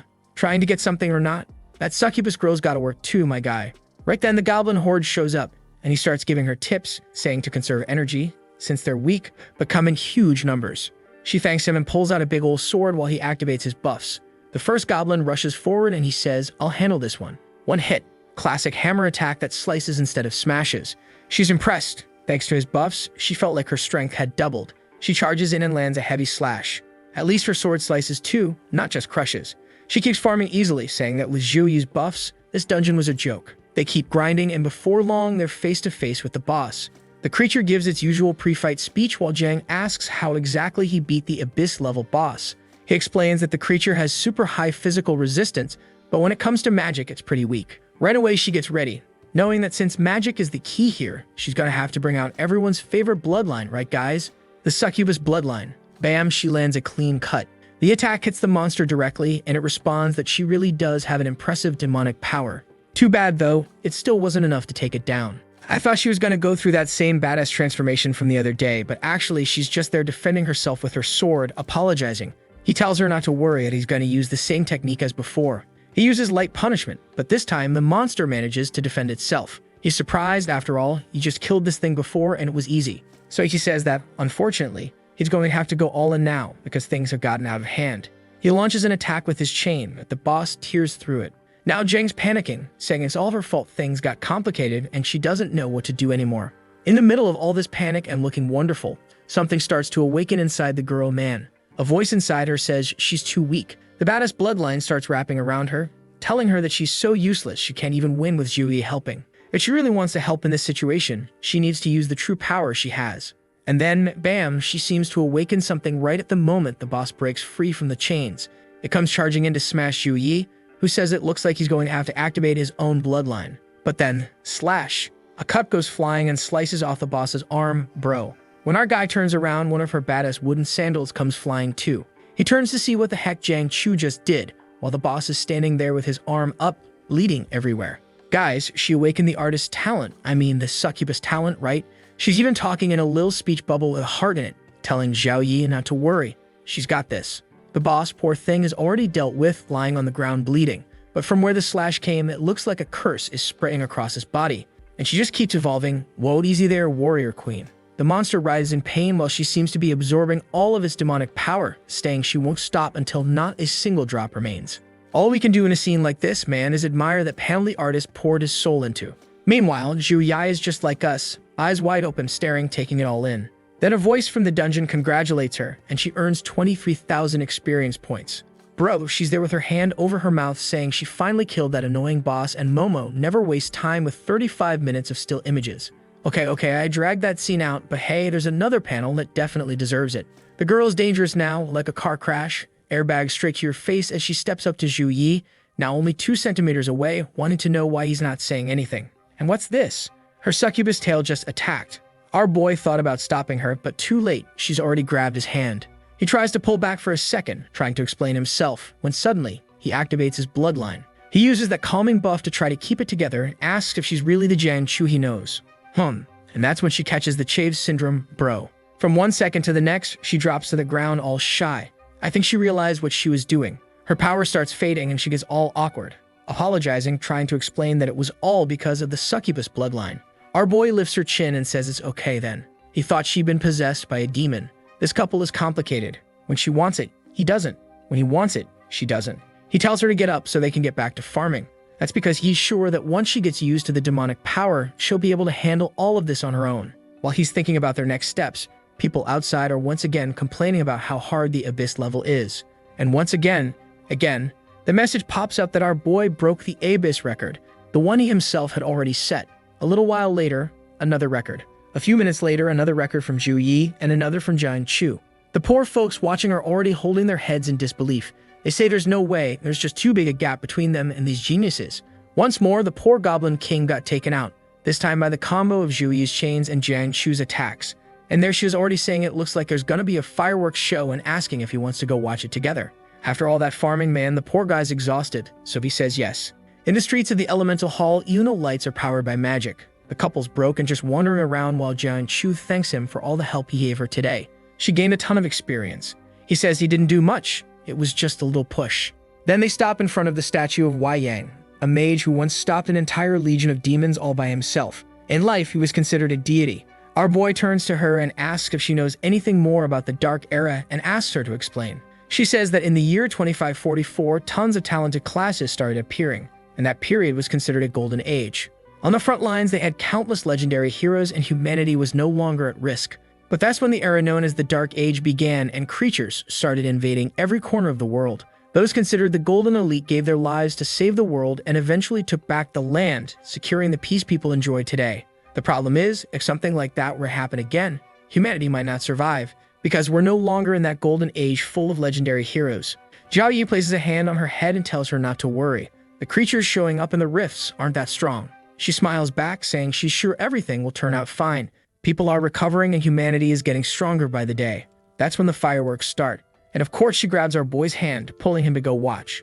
Oh come on, all this little romance build up and nothing ever happens. I miss our Chen Yuan from A Perfect Life, bro. 2 chapters in and he was already playing League of Legends with the professor and the prettiest girl in the university. Sometime later, I think our boy's heading home. He's bummed that he doesn't have the professor's teleport skill. That's because he wants to get home fast to deliver the pill to his sister. But to be honest, it's been a few chapters now with that pill just sitting in his inventory, right? I don't think the urgency's all that serious. For some reason at home, his sister is drawn like a tiny little dwarf, wondering where her big brother is. Dr. King pats her head and says not to worry. He'll be there soon. And the door opens. And who's walking in, huh? It's the Chad, full swag, saying he's back. She jumps up and hugs him, and he's impressed. Her condition seems to have improved. She's way more energetic. Bro, seriously, last I checked, wasn't this girl in a wheelchair? But whatever, man. The doctor's happy to see our boy again. He says it's been a while since he last saw his sister King. She asks how long he's staying, and he says 3 or 4 days since the tournament ended. Man, I'm still confused. Why is his sister so small now? Am I going crazy? In the early chapters, she was like shoulder height. Now she's there smiling with that little psycho face of hers, asking if he brought a gift for his cute little sister. First, he pulls out a horn that summons a gold-rank ghost to protect her. She gets all happy and he pats her head, saying that once she's fully healed, she'll be as strong as him. Still can't accept how tiny they made her look now, but whatever. Then someone rings the doorbell and our boy opens the door. That guy, the same one who gave him the house, says he brought the priestess Zhou Yi requested. Madame Chu, who definitely has tons of healing stored up, says she came because of Secretary Xiao's request. Our boy thanks her and says he managed to get the pill. The secretary, though, is shocked, asking if he means the ice pill, which is extremely rare. He, a little embarrassed, says yes, but explains that later. First, he wants them to treat his sister. His sister, man, is clinging to his shin. She's so tiny, asking if this is really going to work. He gives her the pill and tells her not to be nervous. All she has to do is take it and her bloodline will awaken. Then she won't have to rely on him for everything anymore. Bro, did he just roast her or help her? What was that? Then he activates his aura and says he's gonna throw some buffs on everyone to help with the process. Off he goes. Blessing of protection, blessing of dawn, blessing of courage. Right away, his sister feels a strange power. Meanwhile, Madame Chu is stunned. She's a super high-level priestess, but not even her sacred power is that pure. He tells her to activate the formation, and she agrees. There's a little flourish with her hands and stretches her arm toward the sister, and boom, a pentagram forms under her feet. Then he gives the order for his sister to consume the pill, and she obeys immediately. A cold breeze starts coming out of her mouth and eyes, and a wave of energy spreads across the room. Is she finally gonna grow and get strong? Everyone in the room's freaking out, wondering if something's going wrong. But our boy says not to worry. He'll handle this. He enters her sacred form zone and starts buffing her to the max. He even forms some of his own frost energy, probably to support her somehow, and says this will be the last time she'll go through this process. After that, she'll have full control. She's wrapped in a blue orb and Madame Chu is right next to our boy, saying the hardest part is already over. Inside the orb, she looks like a ghost when suddenly she pulls a Kakashi headband move, man. What the laser beam explodes straight into the sky. Madame Chu immediately recognizes it as an extremely pure power. The awakening had probably finished. Our boy walks over to pat the little garden gnome and asks how she's feeling. All cute, she says she's sure the illness is gone. He praises her and tells her to check her stats, but she completely ignores him and instead summons a little blue bird, saying her talent lets her control ice. Not exactly a surprise. He replies that this already proves she has a really good bloodline. Then he starts thinking, he and she both have such strong bloodlines. Maybe they have some kind of insanely powerful ancestor. He asks Madame Chu to give his sister a quick check to make sure everything's 100%. The dude in the suit is already kissing up, saying that with this kind of evolution, they're gonna need even more resources, and he'll make sure stuff gets delivered to both of them. Our boy thanks him, and then thanks King Fi, the doctor who took care of her all this time. Then he asks his sister if she already has an idea of what class she wants to pick. She says absolutely, she's going to be a mage. While she's striking a pose, he says alright, when she hits level 10, he'll give her the class conversion book. Out of nowhere, she gets this kinda evil-looking expression and thanks him, saying that finally their power is going to be unleashed. Our boy's all shy while the other two look a little freaked out. Right away, Madame Chu starts casting healing magic, asking if this girl's gone insane. Apparently, when they were younger, they used to play around talking about dark powers, saying that one day they'd awaken them. Now our boy's all bashful again and pulls her aside, telling her to stop talking nonsense. Madame Chu, though, standing off to the side, seems confused by the power she just displayed. Sometime later, his sister says she's not gonna hold back anymore, and he better get ready. She summons the ice spirit and orders it to freeze everything in her path. Then she points her finger and sends an attack flying toward Zhou Yi. But Big Bro Man just lifts his barrier and stands there, Sigma mode activated. Then he says that since she's recovered, it's time for her to start practicing. But suddenly, she starts pretending she's sick again, saying that unfortunately, the cursed ice came back. And then he walks over with his power fully activated, and immediately she says she was just kidding. It didn't come back, nope. Sometime later, the poor girl is exhausted from training. But Big Bro has a healing spell. I'm not gonna say anything inappropriate, man. Back off, sis, come on now. You think I'm some kind of inane weirdo? Our boy shows her grade, saying he's the little pet he contracted and he's gonna stick around with them for the next few days. And now suddenly, the girl's back to being 1.70 meters tall.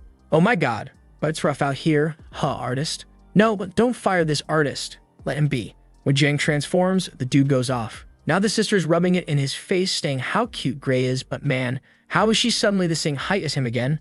Oh my god, let's just pretend none of that is happening. Now our boy's walking around the front of the academy. He's thanking Gray for the hard work he's been doing these past few days. What work, exactly? I have no idea. But what I do know is that the dangerously hot giant professor is showing up, and he wants to know what she's doing there. She immediately informs him that the national freshman competition is about to start, and each team needs 5 people. And of course she's there because obviously he's being considered. Not just considered, he's gonna be the team leader for the freshmen and has to build whatever team he wants. She shows him a list with the top 10 strongest students in that competition, excluding him of course.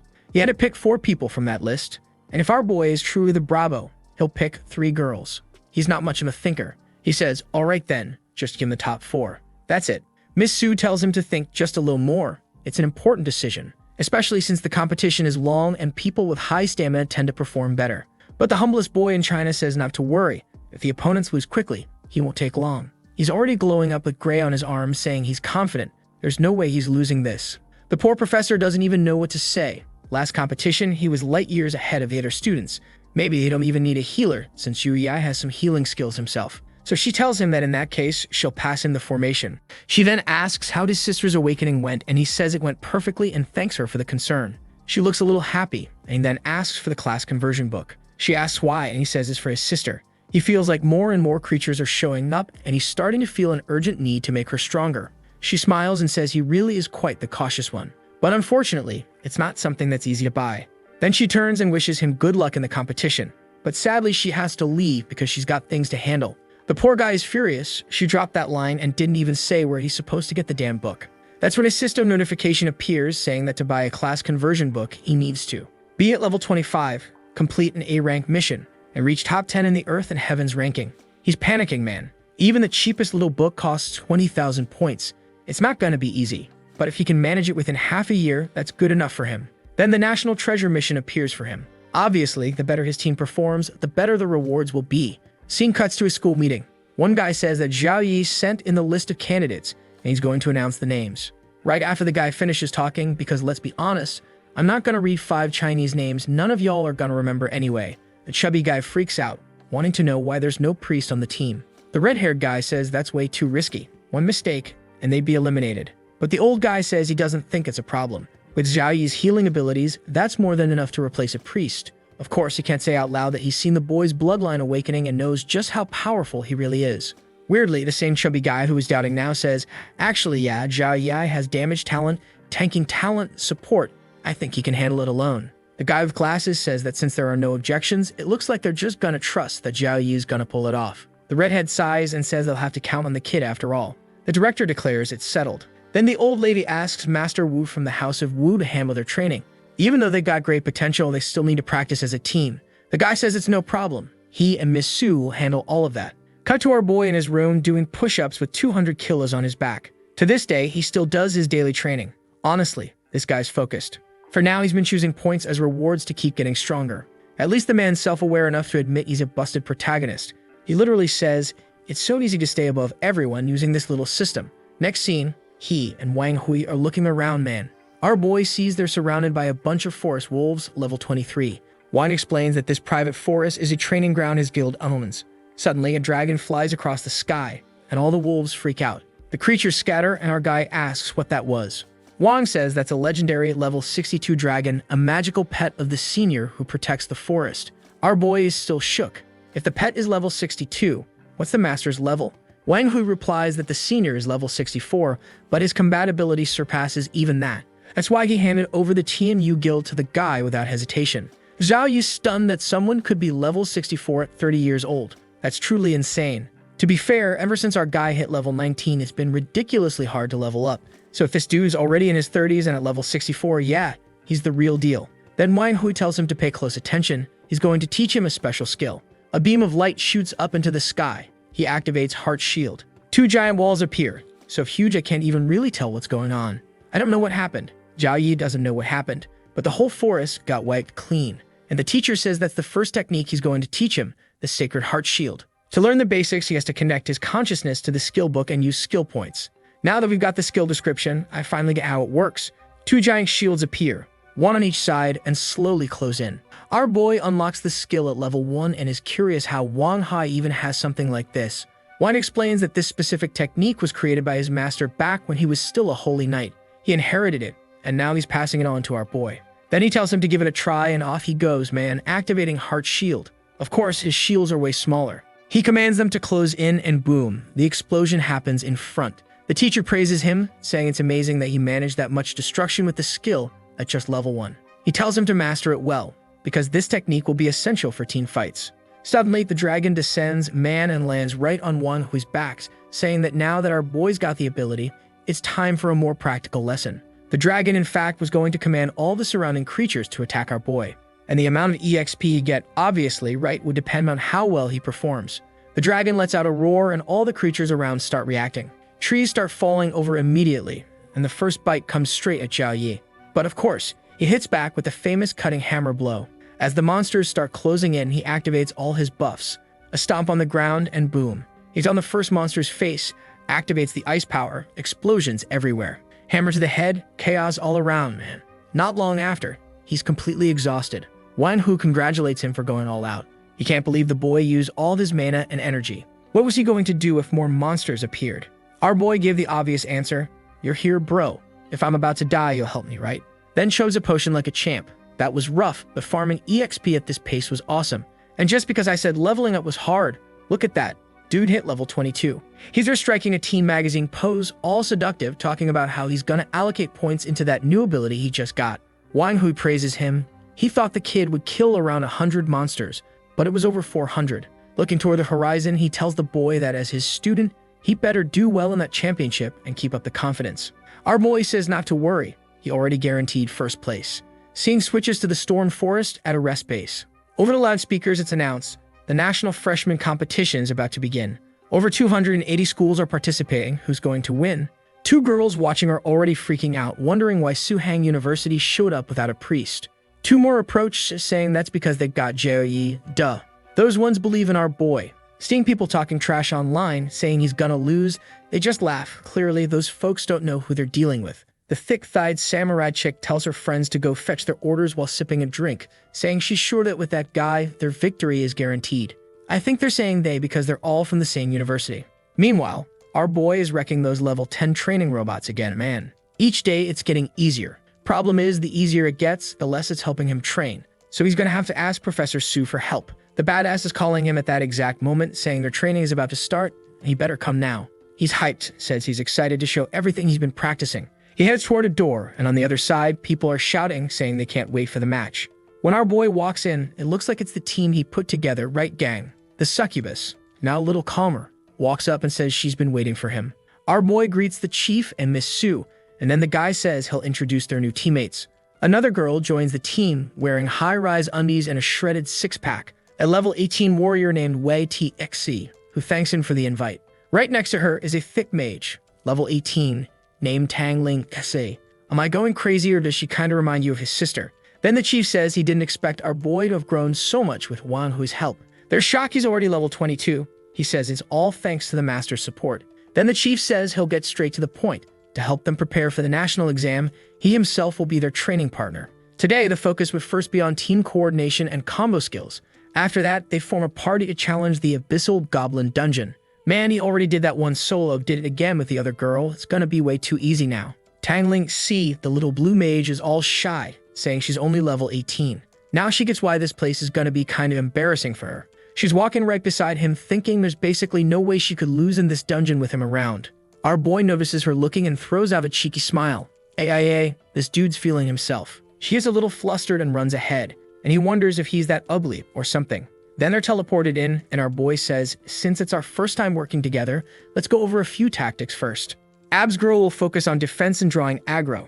Jang Chu and Ling Xa will handle physical DPS, while he and Song She Lan stay in the back to support. Everyone says they got it, and the first goblins appear. They get ready, the creatures charge in, and Ab's girl steps right up, throwing down a full-on brawl. A punch to the ground launches the goblins into the air, and she's stunned by how much energy from our boy's buffs is flowing into her. God's blessing, blessing of protection, dawn blessing, courage blessing. Tangling Stassi is blown away that he can cast so many buffs without even prepping anything. Even she, a trained mage, would struggle to keep up with that speed. The ice bird she summons starts distracting the goblins. Jang Chu takes the opening to slice right through them. Our boy tells everyone to watch out for precise attacks. An arrow flies in, but the tanker jumps in and blocks it. Looks like some different monsters showed up, probably because other challengers are active too. For Zhou Yi, this was perfect. More challenge means more growth. Light punishment blasts through the middle of the mob. He says to chill. He'll handle the ranged ones. The two girls thank him, and Song She Lan says she can't slack off either. She fires off some talisman scrolls that stick to a goblin and explode the entire area. Outside, the director and Miss Su are watching. With this level of sync and power, this tournament was basically in the bag. Meanwhile, Miss Su can only comment that Zhou Yi just keeps growing non-stop. Yin Jiang alone already had multiple dungeon records. The boss says he knows that very well, which is why this time the dungeon difficulty has been cranked way up. Back inside, Jang Chu is struggling a bit, surrounded by a swarm of goblins. but she activates a Shadow Slash and clears them out. The Talisman Girl summons the 5 Thunders of Justice, while the Ice Mage unleashes a Frost Tornado. Come on! The buffed-up brawler is flying around punching, jump-kicking, roundhousing, going full anime. She's amazed at how insanely different everything feels thanks to our boy's buffs. Then Tangling comments that finally the goblins are done. But our boy warns, that was just the warm-up, don't let your guard down. YTXI says not to worry, with double the strength, she's got this. The girls all agree, it's easy mode with these buffs. But our boy, deep down, is wondering if he really picked the right team. Oh, come on, you rascal. Don't pretend. The second you saw it was 4 girls, you picked the top 4 immediately. Don't lie. Next scene, they're standing in front of the boss door. But this time, Zhou Yi senses a different kind of energy. He has no choice but to move forward, so he opens the door. This time, it's the second Goblin King, level 25. He says, so the children have finally arrived. The girls are shaken. A level 25 legendary boss is way too much, even for them. The boss says that since he knew guests were coming, he prepared a few presents. He raises his staff and starts charging up a massive fireball. Seeing that the mage is already panicking at the amount of mana packed into that thing. She just stood there like an idiot, and YTXI had to jump in front to protect her. Problem is, her shield got shattered. Even with double the strength, thanks to the captain, she didn't stand a chance against something like that. The boss says he's been preparing this place to be all their graves for a long time. Another fireball is launched, and this time they had no way to defend against it. Of course, the Chad shows up with full calm, right? He activates his Ice Bloodline, bro, raises a massive shield. The mage, though, says to be careful. That's not your regular fireball. She draws in some of the boss's energy and realizes, yeah, his power is on a whole other level from the previous one. Song Xia says it's time they go on the offensive. The boss gets surrounded by a bunch of talismans and she launches him into the sky. Man, explosion happens. But of course, the creature just absorbs the flames and thanks her for the meal. Poor girl has no clue how one of her most powerful attacks did absolutely nothing. Tang Ling tries again. Poor thing. She's got 0 chance. Jang Chu, I think it's time to activate that succubus power, huh? It's not easy out here, my warrior queen. How about you awaken that busted bloodline already? All the girls' attacks combine and fly toward the boss, but he slams his staff into the ground and raises a barrier. Then he charges up a mouth attack, fires off a laser in their direction. Tang Ling immediately realizes the level gap is way too big. Honestly, yeah, these girls are all level 18, and this guy's 25. But here comes a golden light, blocking the attack. Our boy raised the shield and neutralized the boss's power. YTXI's fearless man says she's gonna fight him head on, but he just puts a hand on her shoulder and tells her to stay right there and be quiet. Dad's got this. Activating that ability that lets him read monster stats, he sees it. This boss is just 1 level higher, but has double the stats. This madman strikes a pose like he's doing a Teen Magazine further shoot again, saying it's time to activate the secret bloodline to double his stats too. A sphere of energy appears, and when it fades, boom, final form unleashed. Outside, Professor Sue is legit scared now, like anyone want a private lesson right now. She asks if this is really necessary, and the guy with her explains they have extraordinary power. But of course, so do the other universities. In this competition, only the geniuses survive. That's why they need to suffer now to have an easier time later. Alright, suddenly, she accepts that, says it makes sense if that's the case. Back in the dungeon, the boss says the kid can use any trick he wants, it won't make a difference. But Zhou Yi just starts prepping an energy sphere saying, as you wish. He combines his 2 bloodlines to unleash the Radiant Pulse attack. The energy shoots toward the boss, who sets up a shield, calls the boy arrogant. Now it's full on explosions, meteor showers, apocalyptic fireworks from the kid's bloodlines, just flashes and energy beams everywhere. Pillar of energy to the sky, the girls trying to shield themselves. Everyone's confused, like what the hell is happening? Jang comments that not even she's ever seen this much power. He's clearly going all in. But the boss is still standing, saying it's no use, the boy can't win. And Zhou Yi just keeps walking forward, extends his hand, and the chain attack wraps around the monster. The thing's immobilized from head to toe, and from the ground, lances of victory rise up. At the same moment, he triggers a firestorm, and the monster is trapped in a burning cyclone. Our boy's grinning. Not over yet. Charges in, smashes the boss in the face, activates another ability. My god, how many more does this guy have? The poor boss is already apologizing, saying he wasn't strong enough to entertain the kid. Looking like a full-on One Punch Man episode now. Zhou Yi says he wanted to test the 6-winged angel ability, but that'll have to wait for next time. He stretches out his finger and says goodbye to the boss.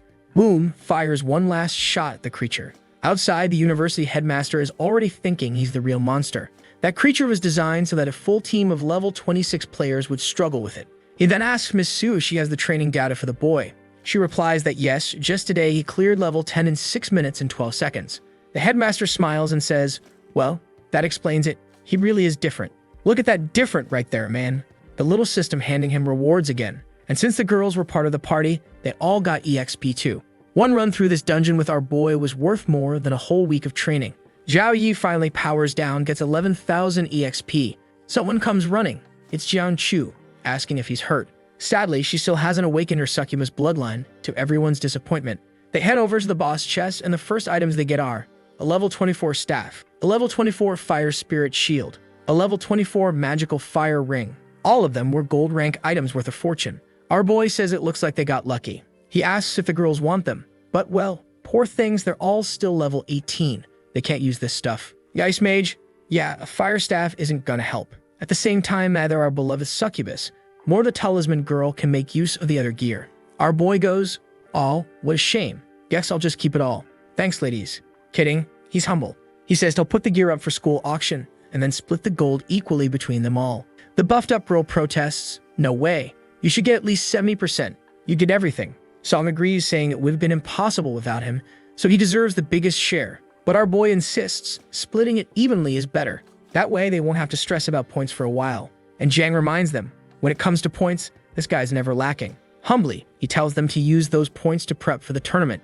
They weren't just going there to win, but to defend the school's honor. The girls thank him and promise to train hard. They'll give it their all. In the panel, the poor skinny ice mage looks like she got vacuum sealed into her outfit. With that, the mission ends. They reappear outside. The director shows up right away, congratulating everyone. They truly exceeded expectations. He puts a hand on Zhou Yi's shoulder, saying, "You always surprise us." All shy, Zhou Yi says he just did what needed to be done. The guy asks if he's confident about getting first place. Zhou Yi says, yes. Then he smiles, saying he can't wait to see them become champions. Miss Su then explains the strategy. In the early rounds, they'll try to win without Zhou Yi using his bloodline. That way, the other teams won't know what he's capable of. When the right time comes, they'll catch the strongest opponents off guard by revealing his true strength. The director says that's the perfect strategy to catch people unprepared. That Miss Su says they still need to practice to improve their teamwork. With that, the day wraps up. He tells them to rest. But to keep their passion for training, they've prepared some disciplinary measures. Zhou Yi wants to know what that means, but Miss Su walks off saying, "It wouldn't be fun if you found out now." Our boy turns to the team and says they'd better keep practicing. As usual, near the dungeon entrance, there are still folks struggling, unable to clear it. But when Zhou Yi's group shows up, oh man, always walking in with an entourage. People are already recognizing them. Those are the freshman reps. Problem is, they're shocked. Back when they were freshmen, the highest level person was level 19. But in this group, the lowest level is 20. Whoa, looks like they've been leveling like crazy and no one even noticed. The others check the ranking list again and see that Zhou Yi's dungeon clear times just keep getting faster. Once again, inside the dungeon, the boss sends out another attack. But now, no one's afraid anymore. YTXI charges in and punches the boss in the face. She's confident, but the boss replies, "The weak will always be weak." The bit of progress she'd made wasn't nearly enough. The boss moves to crush her with a massive punch. But bam, a tiny but mighty fist from Zhou Yi shatters the boss's arm. He compliments them for blocking the first hit and says this time they'll fight as a team. The girls agree while the boss is over there, armless and knowing he's doomed. Chains wrap up whatever's left and our boy says, now this monster is gonna learn what it means to scream. Song Xialang covers him in talismans. Tang Ling throws out an ice tornado. Zhang slashes in with a clean sword strike, decapitating the boss. The creature drops and boom, new record broken. The director appears again, congratulating them for finishing in under 9 minutes. Our boy wants to know why the guy's even there. He explains that the first tournament match has been scheduled. It'll happen in 1 week. Time to begin true preparation. The girls are pumped. Finally, it's starting. They've been training all this time for this moment. Now it's time to reap the rewards after running this dungeon a million times. Zhou Yi, though, man's sick of it. He can't stand killing the same goblin one more time. Then the principal says he's going to take everyone through the school's secure teleport. They were going straight to the place where the competition would take place. When they arrive, our boy's master and all the red-haired guys are there giving them a warm welcome. Wang Hu thanks everyone for coming and tells the students they'll have to carry the school's glory on their shoulders. But man, to be honest, he admits they've already won this thing 4 times in a row. Could have made a school that loses once in a while, right? But then again, that would make sense since our boy is the main character. How could he be in a weak school? Yeah, tough one. You're forgiven, little author. That's a complicated mistake. The little harem team all put their hands to their chests and say, you could count on us.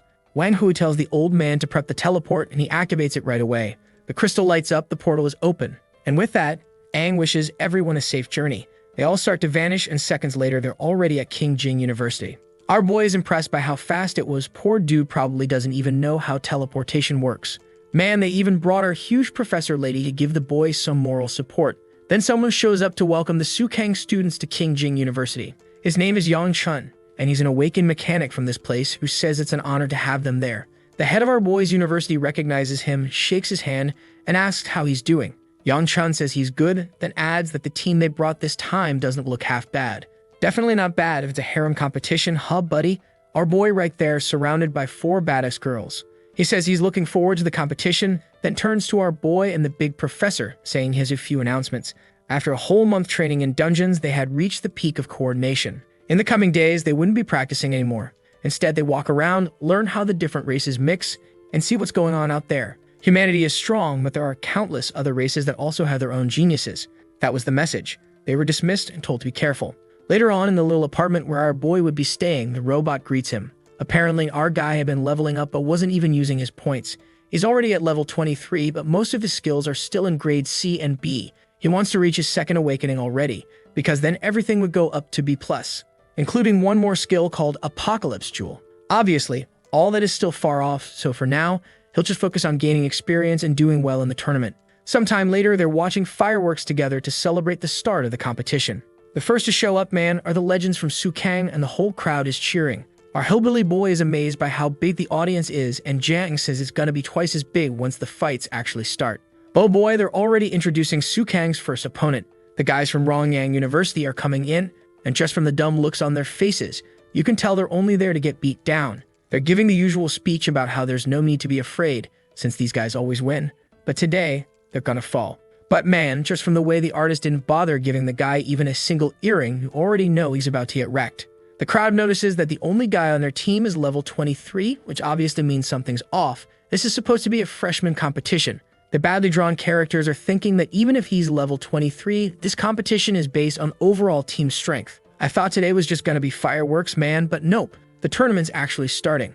The Rongyang guys are already trying to go in using buffs and all, but the red-haired one tells them to wait. For now, they'd focus on defense until they figure out what the opponents were planning.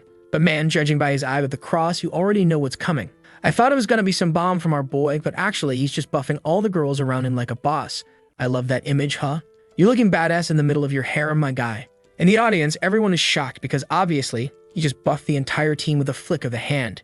Yang Chun asks if he's really seeing what he thinks he's seeing. It looked like everyone's strength had nearly doubled. The head of Shukang says that's the power of the secret class. The Holy Knight. Now the guy finally gets it, right? It's not gonna be easy. Once again, they won't stand a chance this year. If anyone has to face this Zhou Yi, they'll have to take him out before he buffs the whole team. But for Rongyang University, who had no clue what was happening, poor guys, they weren't going to survive. The Rongyang guys, poor things, are already dropping their swords and asking their captain what to do. At least the captain has some perseverance. He says he can block them. Then Zhou Yi tells his harem that since the enemies look weak, the plan is for everyone to attack and break their defenses without revealing too much strategy. Man, our busty mage, Tanglin, suddenly starts casting fire spells. She's probably using that staff and choosing her weakest magic on purpose to not give away anything important. Even so, the enemy captain is struggling to raise his shield and block it. At least he's there, acting kind of confident, saying that if this is the extent of their power, he can win. Then Wei T.C., the tank, comes in to throw a punch and breaks the guy's shield, at the same time that our favorite succubus lands a direct hit on him. Yep, man, 2 seconds later and the guys are already laid out on the floor. Tang Lin already says that was kind of disappointing and too easy. The team walks off and Song says she didn't even get the chance to use any magic. That fight was terrible. Our boy tells them to chill. Probably only Moda University and King Jing University would be real challenges. Poor Yan Chun as they're trying to figure out what kind of training created these little monsters. The captain laughs and says there's no training for that. What they can do today is the result of their own effort and natural talent. Poor Yan Chun just walks off saying he's going to try to come up with some strategies and they'll talk later. A while later, the leader tells the group that they have no more fights today, so they can rest. Su Mavo says there will be matches from other universities and it would be good to at least watch the stronger ones. Then the captain tells our boy to sign up for the individual competition too. He wasn't automatically registered, right? Since usually healers don't sign up after all, how are they going to fight alone? They just get beat up and heal themselves. Then all the girls on the team say they're going to join too. Some are excited, while the little mage in the back is kind of unsure, but she agrees. The guy laughs and says it's settled. Then, Back in the arena, the one-on-one matches were about to start. The succubus is number 27 and Song is number 45. Our boy, though, is number 6 and will face a swordsman. But in the crowd, people are confused. How's a holy knight gonna take part in a one-on-one fight? Oh, they don't know we're harem king, huh boys? The first chump steps up to get wrecked. A swordsman from Yang University, level 18. Boring hair, plain outfit, no earrings, no tattoos, he's gonna get folded easily. Even the guy's own teammates are doubting him, especially since our boy is from Kang University. He raises his sword, activates some fire magic, and I'll admit, he's got a little bit of swag. He says if our boy surrenders, he'll lose with more dignity. But Zhou Yi, as humble as always, says if the guy manages to breathe 10 times during this fight, he'll be impressed. Before the dude can even reply, bam, he launches an attack. Zhou Yi dodges it, and the guy's already confused. When he tries to lift his foot to block, it's already frozen. And when he looks forward, the hit's already coming. He heats up his foot with fire to break free and throws another sword slash. But man, Zhou Yi punches the sword, breaks the blade, lands a hit on his ribs, slams him into the wall, and the other students already realize, right, they don't stand a chance. At that point, the old man from that guy's university already says that you really can't underestimate anyone from Shukang. And of course, the robot gives the signal. The guy couldn't continue the fight, so the winner was Zhou Yi. In the crowd, people are trying to figure out why a knight, who was clearly focused on buffing, managed to finish the opponent with just one punch. That pink-haired girl, her name is Zhou Yi. And since our boy is Zhou Yi, to avoid confusion, let's give her another name. How about Rosalia or Rosalia? You know, since she's pink, that works. And she's saying she spent some time at King Jing University and our boy has improved a lot since she last saw him. But honestly, I don't remember this crazy chick. Oh Yeon Chun says our boy almost became a student at their university. Probably that girl from the beginning who took him up to the skies to bring him to her school, tried to kiss him too. She's wild, acting all holy like a saintly nun, but don't be fooled. Lan, that huge green-haired one, also says she misses him and that he's a special kid. Another girl who's impressed. That other one's name is Zhou Bai, and she notices it seemed like he had a bloodline. Apparently, she has an ice bloodline too, and it looked like hers was kind of resonating with his. Lan asks what's going on, and Zhou Bai hides her arm, saying it's nothing. Then she walks off, saying she has some things to take care of, and they'll talk later. We then see someone receiving a call from Zhou Bai. A blue-haired guy answers and asks if today isn't the day of the competition, so why is she calling now? He then tells his father that he found someone with an awakened ice bloodline, and his name is Zhou Yi. According to her detection, the purity level was over 70%. The guy is confused, asking if that's true. That level of purity was extremely rare. She says she's sure, and maybe if she gets closer, she can confirm an even higher number. The guy says okay, he'll keep an eye on this Zhou Yi. While looking at his reflection, he says maybe this kid could be the one to save him. Back in the arena, the whole crowd is chanting Zhou Yi's name. The next group about to fight is super confident. The leader tells them not to underestimate the kid just because he's a healer. He senses an imminent danger coming from him. That guy in the blue jacket replies like, alright, chill. He's got a bit of swag, summoning machines, and gears and stuff. That puffed up girl on the right says she hopes Zhou Yi doesn't cry from how bad he's gonna get beat. Poor girl, right? Her team leader's about to be humiliated, and the crowd's all hyped. Looks like the girl's dad has already arrived at the competition, teleported in. Wait, hold up. The dad's here. The mom's here. The whole family showed up. Yeah, it's obvious. They're probably trying to use our boy to heal someone's bloodline, right? The dad says they're here to watch Zhou Yi. But the little girl with the cap says she has nothing to learn from a support class guy like a holy knight. The mom, though, tells her to pay close attention because he has an ice bloodline with over 70% purity. The girl, shocked, asks how that's possible. As far as she knows in their family, the strongest person only had 40%. The dad tells her not to tarnish the family's reputation by saying that about her brother. Then the mom tells her to focus on the match. The robot makes the announcement our boy steps into the arena, and this guy named Like Sin shows up. He says he originally planned to end our boy with an instant kill. Yi is ignoring everything he's saying while activating his power to get a read on him, and realizes this guy shouldn't be underestimated. Still, the guy is level 18. Our boy is just being humble saying that. He's saying all that, but at the same time he's thinking that he can't show his full power because tomorrow he's fighting against Mamoru University. The countdown begins, and as soon as it hits 0, our boy immediately activates the Blessing of Protection. The guy takes advantage of that moment, saying he's not giving Zhou Yi a chance to buff himself and runs in to land a big kick. But our boy busts out some Muay Thai man, lifts his shin and blocks the first kick, then retaliates with an elbow right to the mouth. The guy's actually kinda tough, look at that. He didn't die in one hit. Oh wait, nope, never mind. He got launched far and exploded against the wall. Okay, he's still alive, folks. Not in good shape, but he's standing. You just can't understand how a holy knight has better fighting skills than him. Zhou Yi tells him he's misunderstanding things. He's not that good. It was just a lucky hit, just a bit stronger than normal.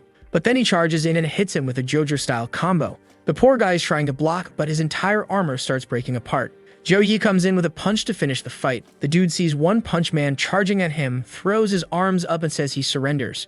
Just in time, our boy shifts the direction of the punch so he doesn't accidentally kill the guy, ends up slamming his fist into the ground and exploding the floor. Even so, just from the shockwave, the poor guy gets launched like trash straight into the pavement. China's most humble boy is just standing there thinking how hard it is to hide the strength he has, while the other competitors still can't accept that a holy knight could have this much combat power. Zhou Yi, being a sweetheart man, goes over to his opponent and heals the guy. The nurses were arriving and he tells them he already patched the guy a little to save them some work. One of them thanks him, but after looking at the wrecked guy, she actually feels bad for him. She knew the fights would be rough, but that guy on the floor took way more than she expected. Then the blue-haired mom tells her daughter to take a look. That boy surpassed any genius in their family. The dad is analyzing it, saying that sending a fully armored opponent flying that far just with a punch, no weapon or anything, is insane. Meanwhile, the girl is all red-faced but admits it, he really is strong. So dad says that since she's admitted it, he's going to ask the mom to set up a meeting so they can talk with Zhou Yi. Meanwhile, our boy is thinking that our beloved Jang is going to win easily. Some girl from Mada University is getting wrecked because, she's going up against our favorite. Girl, it's been a while since you awakened that bloodline. We're about to go through some tough moments so we can unlock a powerful ability later. But for now, that poor girl from Modu is just getting demolished by the Shadow Slash. The artist man drew like 80% of the panel as just her thighs before she hits the ground defeated. Yeah, man, Jang's already moving on to the 4th round. Everyone's impressed with the white-haired girl. Look at the little couple walking around. He's praising her, and she's saying she got lucky because her opponent was weak. Then she adds that if she ends up facing our boy, she's surrendering on the spot, she's got no chance. But he tells her he wouldn't hit her. Suddenly, the blue-haired girl comes running toward our boy. That's when I realize this is the girl who made the phone call earlier, so she's not the mom, folks. She's the older sister of that little girl. Zhou Yi asks what's going on, and she says she noticed that he has an extremely pure ice bloodline. She says her family name is Zhou, and Jang immediately points out that this is one of the ancient clans, just like the Jiang family she's from. They've been around for centuries and can't be underestimated. The only problem is, it seems like fewer and fewer members of their clan have been awakening the bloodline, and even the purity percentage has been dropping. The poor girl gets a bit embarrassed and says it's true. The girl seems to suggest that our boy is part of her family somehow, and he's understandably confused, asking, "How do you know I'm part of your family, you crazy girl?" She pulls out a stone that her father brought. It allows them to analyze someone's bloodline and determine if they belong to the Zhao family. The mad lad just decides to go along with it and takes the test. His bloodline purity shows up as over 90%, and even Zhou Yi admits he feels a strong connection between their bloodlines. Right away, the girl says her father wants to meet him as soon as possible, and our boy agrees. Everything's going a little too smoothly. Kinda sus. He waves goodbye to Jang, who before leaving reminds him that her family is much more powerful than the Zhao family. Later on in the girl's room, the mood's kinda romantic. Look at that sunlight coming in on the two of them. But Zhou Yi is deep in thought. He's thinking that yeah, he has this so-called bloodline, but these people never helped when it came to his sister. Now that they've found out he has talent, suddenly they want to talk. He doesn't really know how to feel about it. Suddenly, the door opens, and her father walks in. The man introduces himself as Zhao Heng. He shakes his hand and says he's heard that Zhou Yi seems to be quite an extraordinary person. It's amazing to see someone with such pure bloodline. Hoof, the guy gives him that evil-looking smile and a little cough. You already know some shady stuff is coming. He says that Zhao Yi's father and his own came from the same grandfather or great-grandfather, something like that. Zhao Yi responds with the obvious, but cuts him off, saying all that is in the past. The man then makes an offer. If Zhao Yi ever joined the Zhao clan, he'd get all the resources needed to train his ice abilities. His third awakening would come super fast, and he'd even receive a secret class. Zhao Yi's confused and says that he's already awakened the Holy Knight class. So what exactly would happen? Zhao Heng explains that there are ways he could forget about the Holy Knight stuff and focus on the ice abilities. With his purity, he could show the true power of that bloodline. But our boy remembers the angel, right?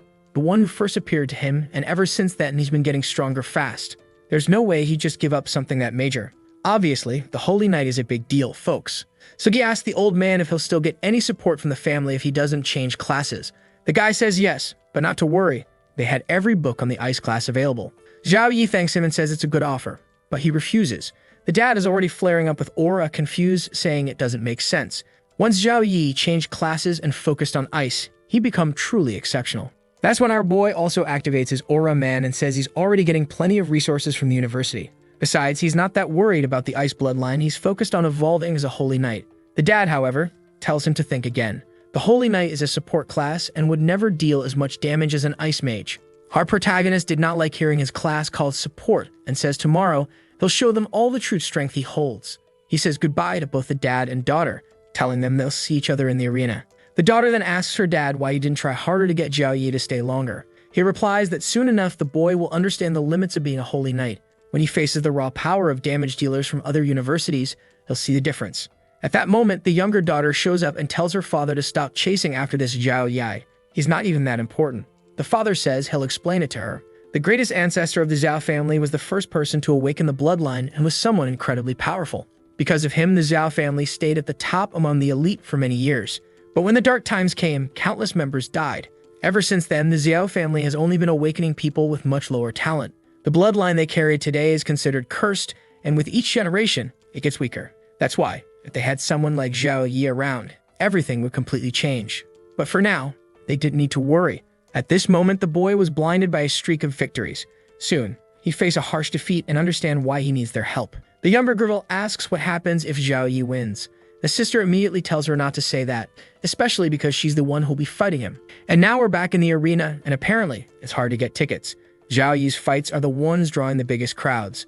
The sister is there in the stands, and the artist clearly spent a few extra hours drawing those legs, With that, Shukang's group is announced. Our boy casually swings his hand to the side and pulls out his cleaving hammer. Everyone's tense. This is the first time they're seeing him use a weapon. And of course, that clown of a dad already noticed. He seems way stronger than before. Maybe he had been hiding some of his power. A guy steps forward, he's level 22 and named Lai Yuan, and says there's no way Zhou Yi can win using a support class. Man, he's up against an archer and a priestess. It's a shame, but those fine ladies are gonna have to get smacked. In the background, there's even a group that has a bit of swag, That guy on the left, the artist must have spent at least 5 minutes drawing him.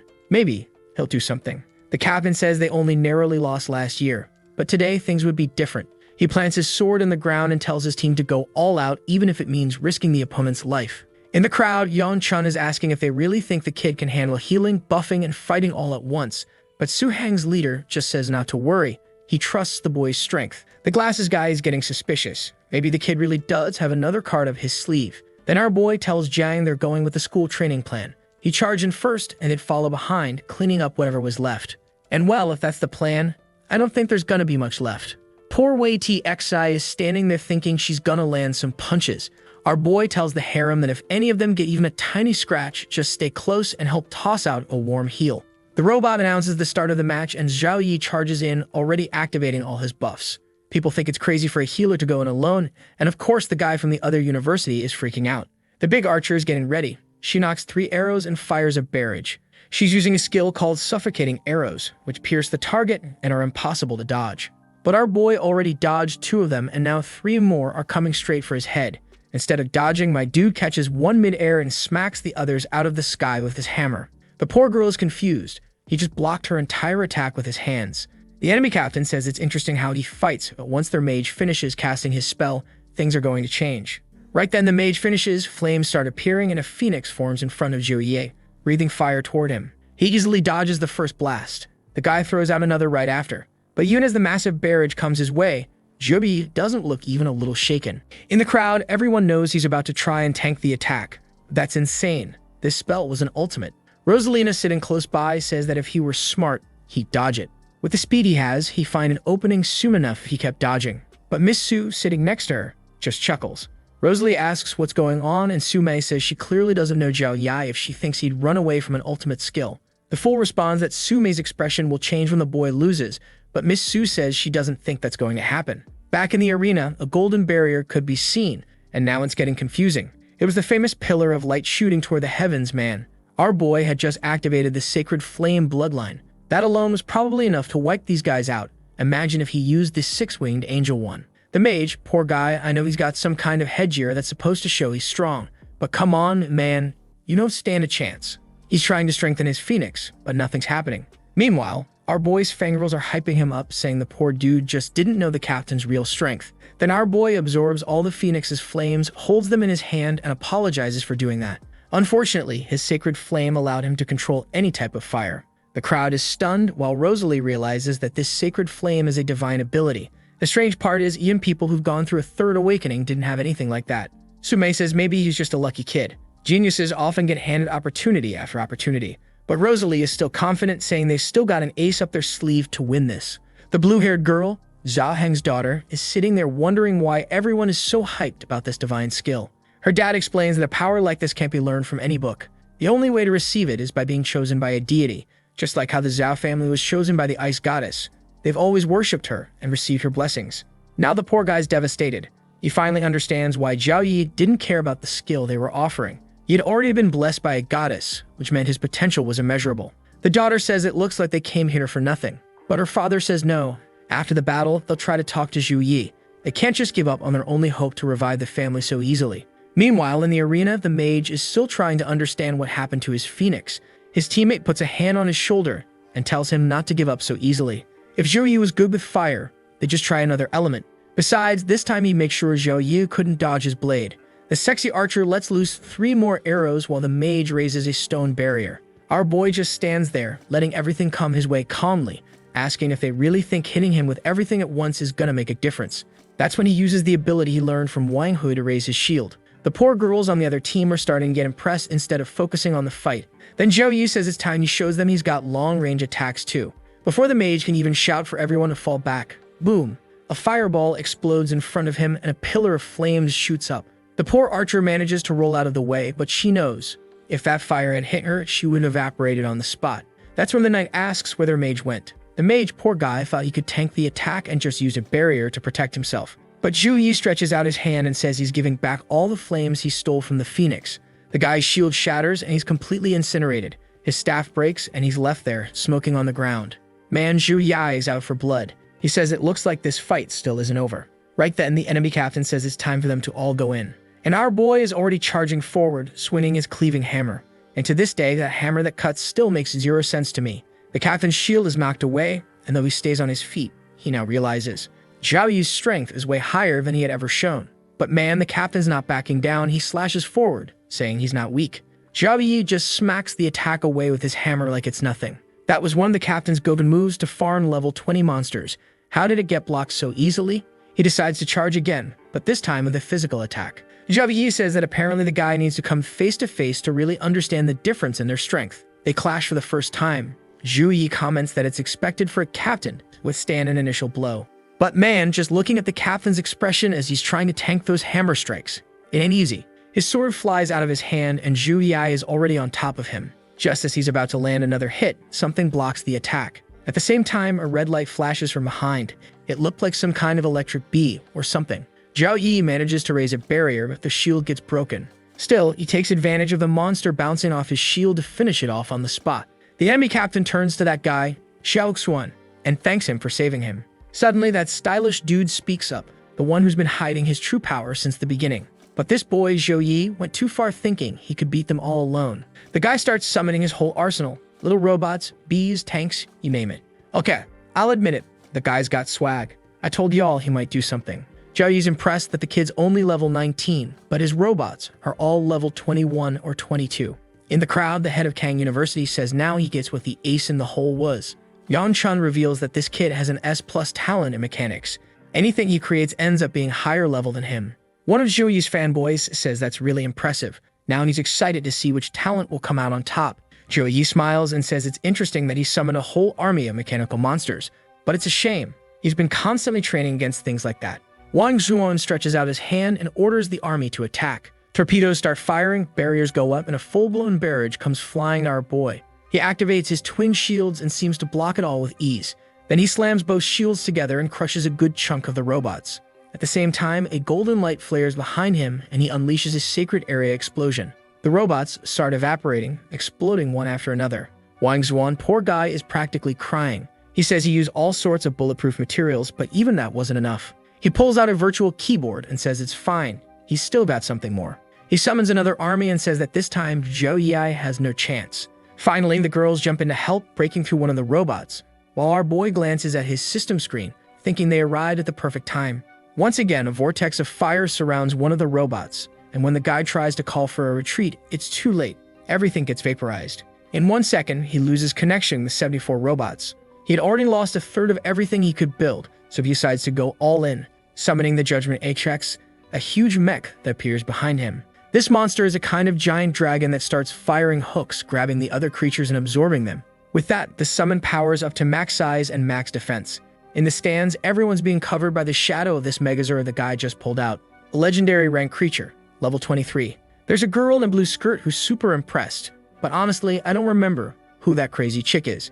Meanwhile, the captain of the enemy team is just stunned, saying their ultimate card has finally been played. He squints over at Jang and mutters that at this point they don't stand a chance. But Jang doesn't even blink. She charges forward, shouting that her big bro's not going down. Inside the giant robot, Wang Zhuan yells for Zhou Yi to face the power of judgment. The first barrage of missiles is launched, but as always, our boy's standing there calm as ever. As the attack's about to hit, he dodges the first wave. But then he glances back, he didn't realize they were coming straight for his head. The slick little guy used a technique like dash here, dash there, and made the missiles crash into each other. Wang Zhuan starts losing it, yelling for him to stop running and face the firepower head-on. Another wave of missiles is launched, but Zhou Yi just starts spinning his hammer, swatting everything down. Then the robot pulls the sword from its back and unleashes a slash that rips through half the arena. They even mocks him, asking if all Zhou Yi can do is run away. To him, Shukang University was full of cowards.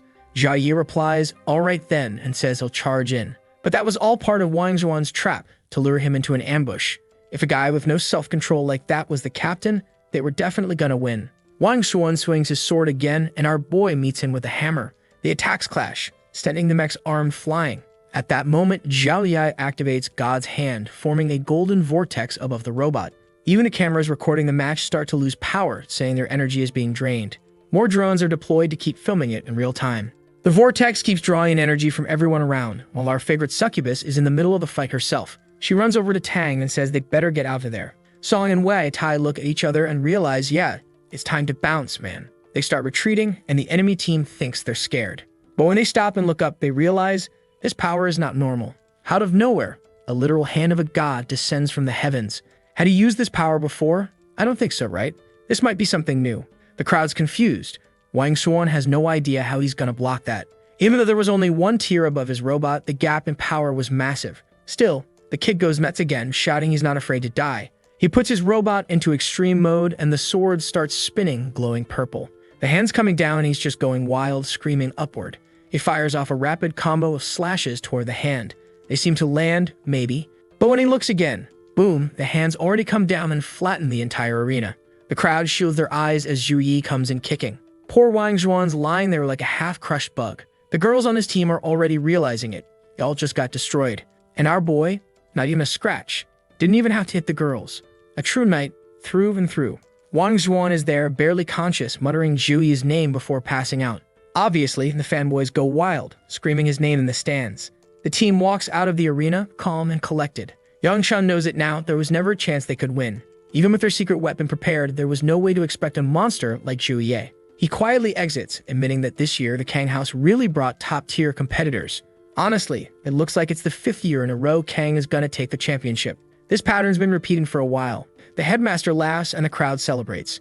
Meanwhile, our boy is walking out, surrounded as always. The girls are saying that match was way too easy. Jiang notes there's way more people watching than last year. With this fight being broadcast, Zhou Yi's name was sure to spread to the 4 corners of the world. Up above, a blonde girl is watching from a high platform, saying that Zhou Yi isn't bad at all. Looks like she's got her eye on him, saying he might be exactly what her guild needs. But the guy in the suit behind her says that in order to enter their guild, even the weakest members are at least level 30. So this kid, not qualified.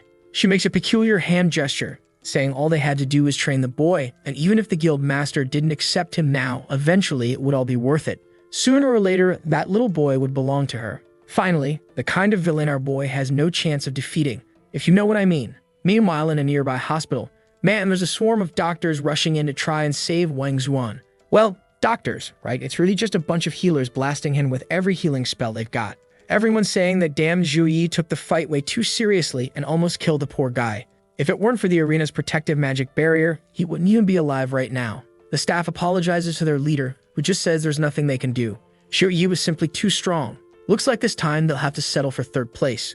One of the team members is confused, saying, why? We can still beat the Mamoru clan. But the leader reminds him, without Wang Zhuan, they don't stand a chance. And now he doesn't have any of his robots left. Lying on the stretcher, Wang Zuan's crying, saying that once he reaches his second awakening and gets the S+ rank mechanical heart, he's going to win. Back to the delusional dad, he's now apologizing to our boy, saying he misjudged the power of a holy knight. He never imagined someone could have so much strength, healing, and damage all at once. But Zhou Yi isn't in the mood for chit-chat and tells him to get to the point. So the man says he spoke with the elders of the family, and if Zhou Yi came back to them, he wouldn't just get support from his branch, but from the entire Zhao family, including the Zhao elders, that was powerful of them all. Under normal circumstances, such an offer would never be made, but with our boy's potential, they agreed. Now Zhou Yi starts thinking maybe it's not such a bad option. The only problem is leveling up with Wang Hui had been amazing. That guy helped him rake in tons of XP. So if he tells the guy it's a shame to disappoint him, he has zero interest in switching classes. The guy looks crushed, asking if the Zhao family really has no hope of reaching glory again. He's over there banging his head against the wall, so Zhou Yi says he does know someone with an extremely pure ice bloodline. Maybe she'd be willing to join. But the guy says it can't be just anyone, it has to be someone with an insanely high purity, like Zhou Yi himself. Then our boy straight up starts selling out his sister, saying her purity is 3 times higher than average. Suddenly the guy's face completely changes. Now he's all happy, asking if that's really true. Zhou Yi just nods, and the man starts jumping with joy, shouting that finally the ancestors would be proud again. Our boy tells him to calm down a bit. He hasn't even talked to his sister about it yet, so it's not like she's accepted anything. Still, it would be the best choice, for her, at least. Zhou Yi doesn't care much because he already has the system and Wang Hui's help, but for her, it'd be a whole different story. She'd gain access to tons of resources. So he calls her, and she picks up with Gray the dog on the video call. Honestly, I'd forgotten that dog even existed. She's there spinning the poor dog around, saying that everyone saw his big win and now all the girls at school are asking for Zhou Yi's number. Girl, what school? You were passed out until 5 minutes ago. What friends, you lunatic? Still, she says she's not giving his number to anyone. If someone wants to date Zhou Yi, they have to be extremely strong. And look at that rascal Zhou Yi, already imagining Jang all buff and ripped. He says he's gonna get straight to the point and starts explaining about the Zhao family offer. He tells her they could get any book she wants. Ice Archer, Ice Swordswoman, Ice Mage, you name it. This is an inclusive story, folks. Even if you've got Alzheimer's, the author will remind you. Because yes, it was already crystal clear that she was gonna choose Ice. And yep, she picks Ice. So our boy explains that if she accepts the Zhao family's offer, she'll have to study with them for 3 years. Like what, bro? But she's super excited, not even fazed by anything, saying not to worry, she's not gonna hold him back or mess up his life. He just says, alright then, and offers to take her to the district himself. And with that, we're back to the competition, round 4. From now on, there would start to be rewards, and the first prize was an S-rank mana potion. The audience is in awe at how generous that is.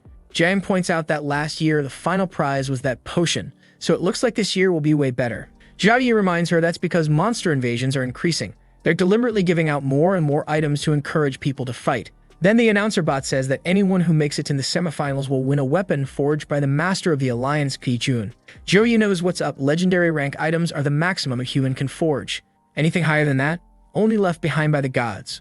Obviously, this just makes all the players more greedy than ever.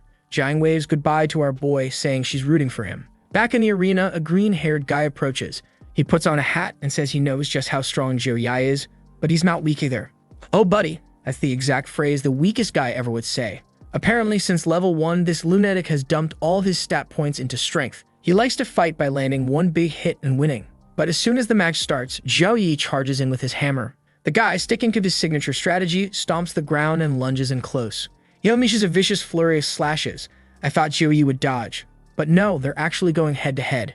The hammer and sword clash. But unfortunately, my guy, you're not the protagonist. You go flying. The poor dude's lying there wondering how this is possible. He's dumped everything into strength. How does someone at a similar level hit harder than him? Well, buddy, your plan wasn't that bad. It's just, he's the main character. There's really nothing you can do. But the crowd's getting suspicious, saying something's off of Zhou Yi. It should be impossible for Brother Shang to lose in a pure strength match. That blonde kid with glasses says that to beat him like that, Zhou Yi would need to have at least 450 points in strength. And combining that with the intelligence he clearly needed to do that cyclone earlier, something's not right. He asks the guy next to him if he thinks he has a chance of beating Zhou Yi. And bro, this poor dude says that out of 10 fights, he'd win 3. Considering he already admitted defeat, it's more like out of 10,000 fights, he'd win -3. Green hair gets back up, saying no, he hasn't lost yet. As long as he's standing, he's not defeated. Zhou Yi praises him, saying he's truly a real man. And in that moment, the guy charges with a flying air punch.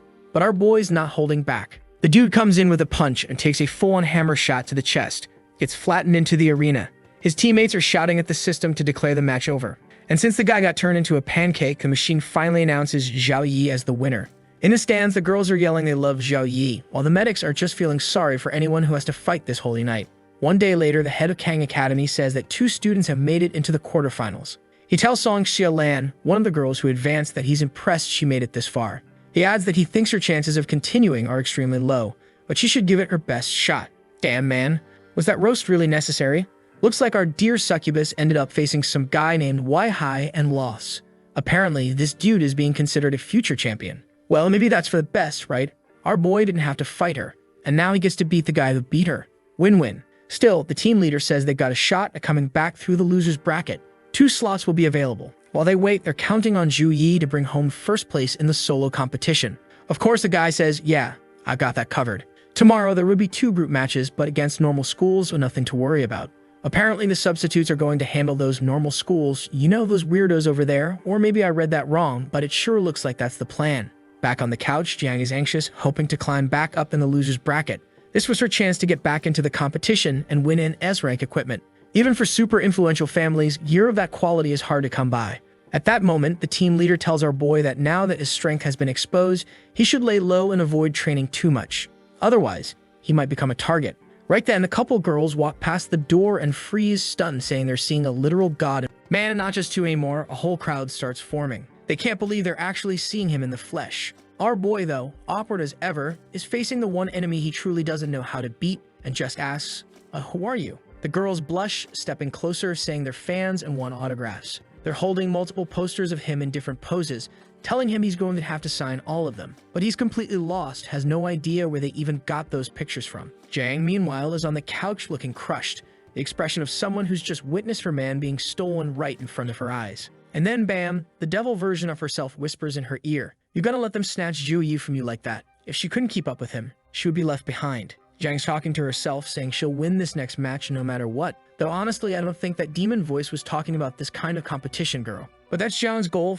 She's gonna fight to stay at his side. The spicy succubus is just watching silently, while Zhou Yi starts getting the chills. The second part of round 4 is about to begin. Everyone is teleported into the middle of a forest, wondering why it has to be so different every year. Last time it was a castle. The time before that, I controlled robots. One mage mutters that this whole random setting system is what makes everything so unpredictable. Meanwhile, Jang already has her hand on her sword. Anyone who moves is getting sliced. The little robot hovers over and tells everyone to calm down. This was the Lost Forest. Every half hour, monsters would spawn around the area. Their objective, kill as many monsters as possible. The 2 people with the highest kill count will advance to round 5 of the solo tournament. Everyone's smiling, but Jang notes that deep down, they're all tense. Suddenly, a purple mist appears, signaling the first monster wave. Everyone gets ready, but weirdly, nothing shows up. Then behind Jang, a guy starts scratching his neck. She feels something strange and looks back, and holy hell, the dude's entire body is sprouting mushroom spores, and he's coming toward her with a massive distorted hand. But suddenly, he vanishes. A voice echoes from the forest, contaminated, exiled. The problem? No one even saw those monsters approach. And now, one by one, everyone around her is getting forcefully logged out. She calms herself, trying to figure out what's going on. Then plop, something lands right on her shoulder. Obviously, it's one of those freaky mushrooms. She immediately activates her succubus fireblood to burn it away. The girl's already starting to transform. That's when you know things are getting serious. But then, out of nowhere, she starts shouting at everyone to surround themselves with energy and eliminate the creatures before they get contaminated. Did she forget this is a competition? Thank God everyone's so dumb that even with all that, they were still dying left and right. At least a few mages had some sense and started setting themselves on fire to stay safe. Poor Jang, she's got demon lineage but acts like an angel. Meanwhile, our boy, who's got angel blood, acts like a total demon. But Jang quickly realizes the mushroom spore things weren't giving any points, so she had to find the real creatures. Deep in the trees, she detects a few big-headed freaks. She immediately activates her bloodline, dashes in, and slices the first one. Even though the monsters had some OP ability, they were kind of weak overall. So she charges toward a few more, and slash, down they go. Meanwhile, back in the arena, a match is going down between a university team and the Shukang substitutes. Everyone's diving in, throwing magic, launching torpedoes, spitting fire. Mechs jumping in, slashing here, punching there. Then suddenly, bam, a volley of arrows heads straight for one of them. But that golden shield appears out of nowhere. Yep, our boy from the main team had to step in and save the goofballs. And of course, he takes the moment to scold the priestess in the back, telling her she's not providing the protection they need. The poor girl's all flustered, apologizing. On the other team, the red-haired girl and the samurai dudes are pissed. They're like, "What's this clown doing?" Acting like it's a training session instead of a real match. They all charge at once, but Zhou Yi's team suddenly notices. He's just there, chillin', messing with his phone. Turns out he just got a pic from his waifu saying she passed. Damn girl, proud of you. Obviously, that only makes the enemy even more mad. But 2 seconds later, they're all on the ground. That part of the competition wraps up, and the next day it's finally Zhou Yi versus Yi. Oh snap, look at that reporter, bro. His little cap says KK. One more K and we're gonna need historical reparations. He's all excited, narrating the story of our boy who rose from poverty to become the Holy Knight and now faces Yi, who has countless special bloodlines and comes from one of the most powerful families. He winks at the camera and says everyone must be dying to know who'll take the throne of kings. This fight's getting streamed worldwide. Back in the arena, someone's arriving by helicopter. Who is it? Of course, it's our boy and the team leader, as usual, flanked by his harem. I mean, what can I say? It's a harem. What are you gonna tell me it's a tactical team? They do nothing but stand there like, oh my god, Zhou Yi, you're amazing. On the other side, the team from Manga University arrives. Front and center, some blonde dude in a jacket straight out of One Piece. He throws it over his shoulder and slides his arms through the sleeves. Listen up, people, that only looks cool in anime or manhwa. Try that in real life and people will think you're mentally unstable. He walks over to greet the Shukang leader, saying he's excited for a friendly competition. The headmaster says sure, welcome, while thinking how hilarious that this chump actually thinks he's gonna beat Zhou Yi. Our boy's humility has become contagious in the school. Zhou Yi gives the guy a long stare. Yep, that's definitely Yi, the one who smacked our beloved succubus. Oh boy, you laid a hand on her and we didn't even get to see her transformation?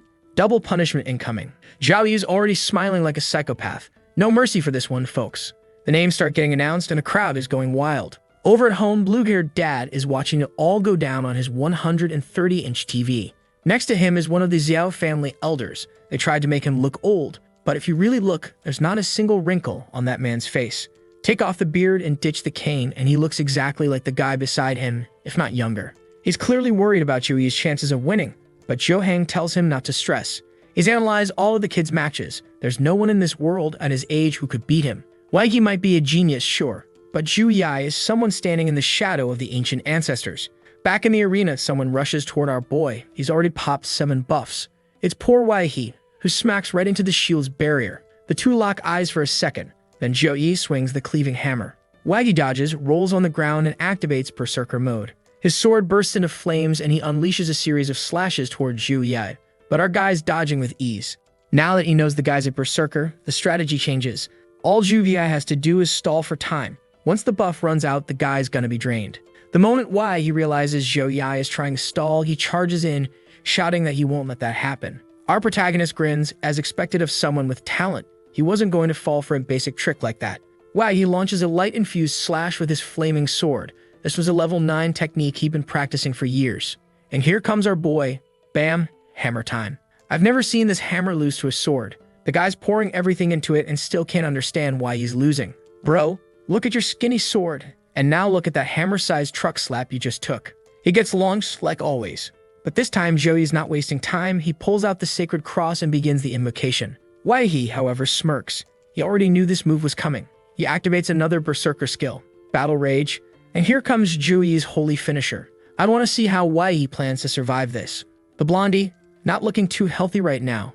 Yi's trying to tank it all on sheer willpower. Oh ho, he forged a full-on armor mid-fight and actually survived. Credit where it's due, that's impressive. The system explains to us that with Battle Rage, all incoming damage is reduced by 80%. The guy charges back in, and Zhou Yi notices he's trying to end this as fast as possible. You could just dodge for 2 minutes, wait for the rage to wear off, then clean up. Easy win. But nah, he doesn't want to win in a boring way like that. He slams Yi with another hammer blow, while Yi's thinking he has to end this quickly. He's up against a Holy Knight, someone with heals, shields, and endless sustain. The longer it drags on, the worse it gets for him. That's why he's going all out from the start. In the crowd, everyone's already figured it out. This is gonna be a fast fight. Neither one of them is holding back. Yi throws another slash. Zhou Yi sidesteps with that clean protagonist move. Then, Lance of Victory, activated. It's coming down hard, but Yi doesn't give a damn. As the attack descends, he throws himself into it headfirst. Literally, a headbutt. This madman is grinning, saying the Lance of Victory is useless. But Zhou Yi, protagonist mode on, Activates Storm of Light. Lightning starts pouring down across the entire arena, and now Wai is actually getting nervous. The chain of attacks isn't giving him a single chance to recover. He takes the gamble, rushes in anyway, even though the lightning's still raining down. Of course, he gets struck mid-charge. The light punishment skill is over level 20. Even with 80% damage reduction, he's feeling it. The announcer's screaming that the poor guy's getting bombarded. Meanwhile, Wang Suan, the mechanic kid, is just watching with a smile. Yeah, man. Now the lightning's starting to pierce through. Looking at Zhou Yi right in front of him, Why he was devastated. In theory, he was no more than 10 meters away, but it felt impossible to even get close to that giant. Still, he refuses to accept it and activates one more secret technique. This time, Blade of the City of 1,000 Shadows. A thick smoke starts spreading through the arena, and our boy's just standing there, confused, wondering where the heck that guy vanished to. Suddenly, he looks to the side, and there's a sword falling. Actually, not just one, a whole storm. It's raining swords. Zhou Yi recognizes the move. It's a technique from a legendary ancestor who could turn their entire body into a sword. Basically, every blade falling is Wai himself, a technique designed to instantly massacre massive groups. Zhou Yi finally says, "All right then, time to get serious." The swords begin pouring down from the heavens, and Zhou Yi stretches out his hand, muttering that the audience would be disappointed if he just repeated an old move. So instead, he combines abilities, activating the Sacred Flame, but with ice mana. Our boy starts stepping forward, freezing everything beneath him, forming a barrier that wraps around the whole arena. And as usual, it's the poor recording drones that suffer the most, glitching out as they try to film it all. Meanwhile, the viewers are all confused. Why is there ice magic happening now?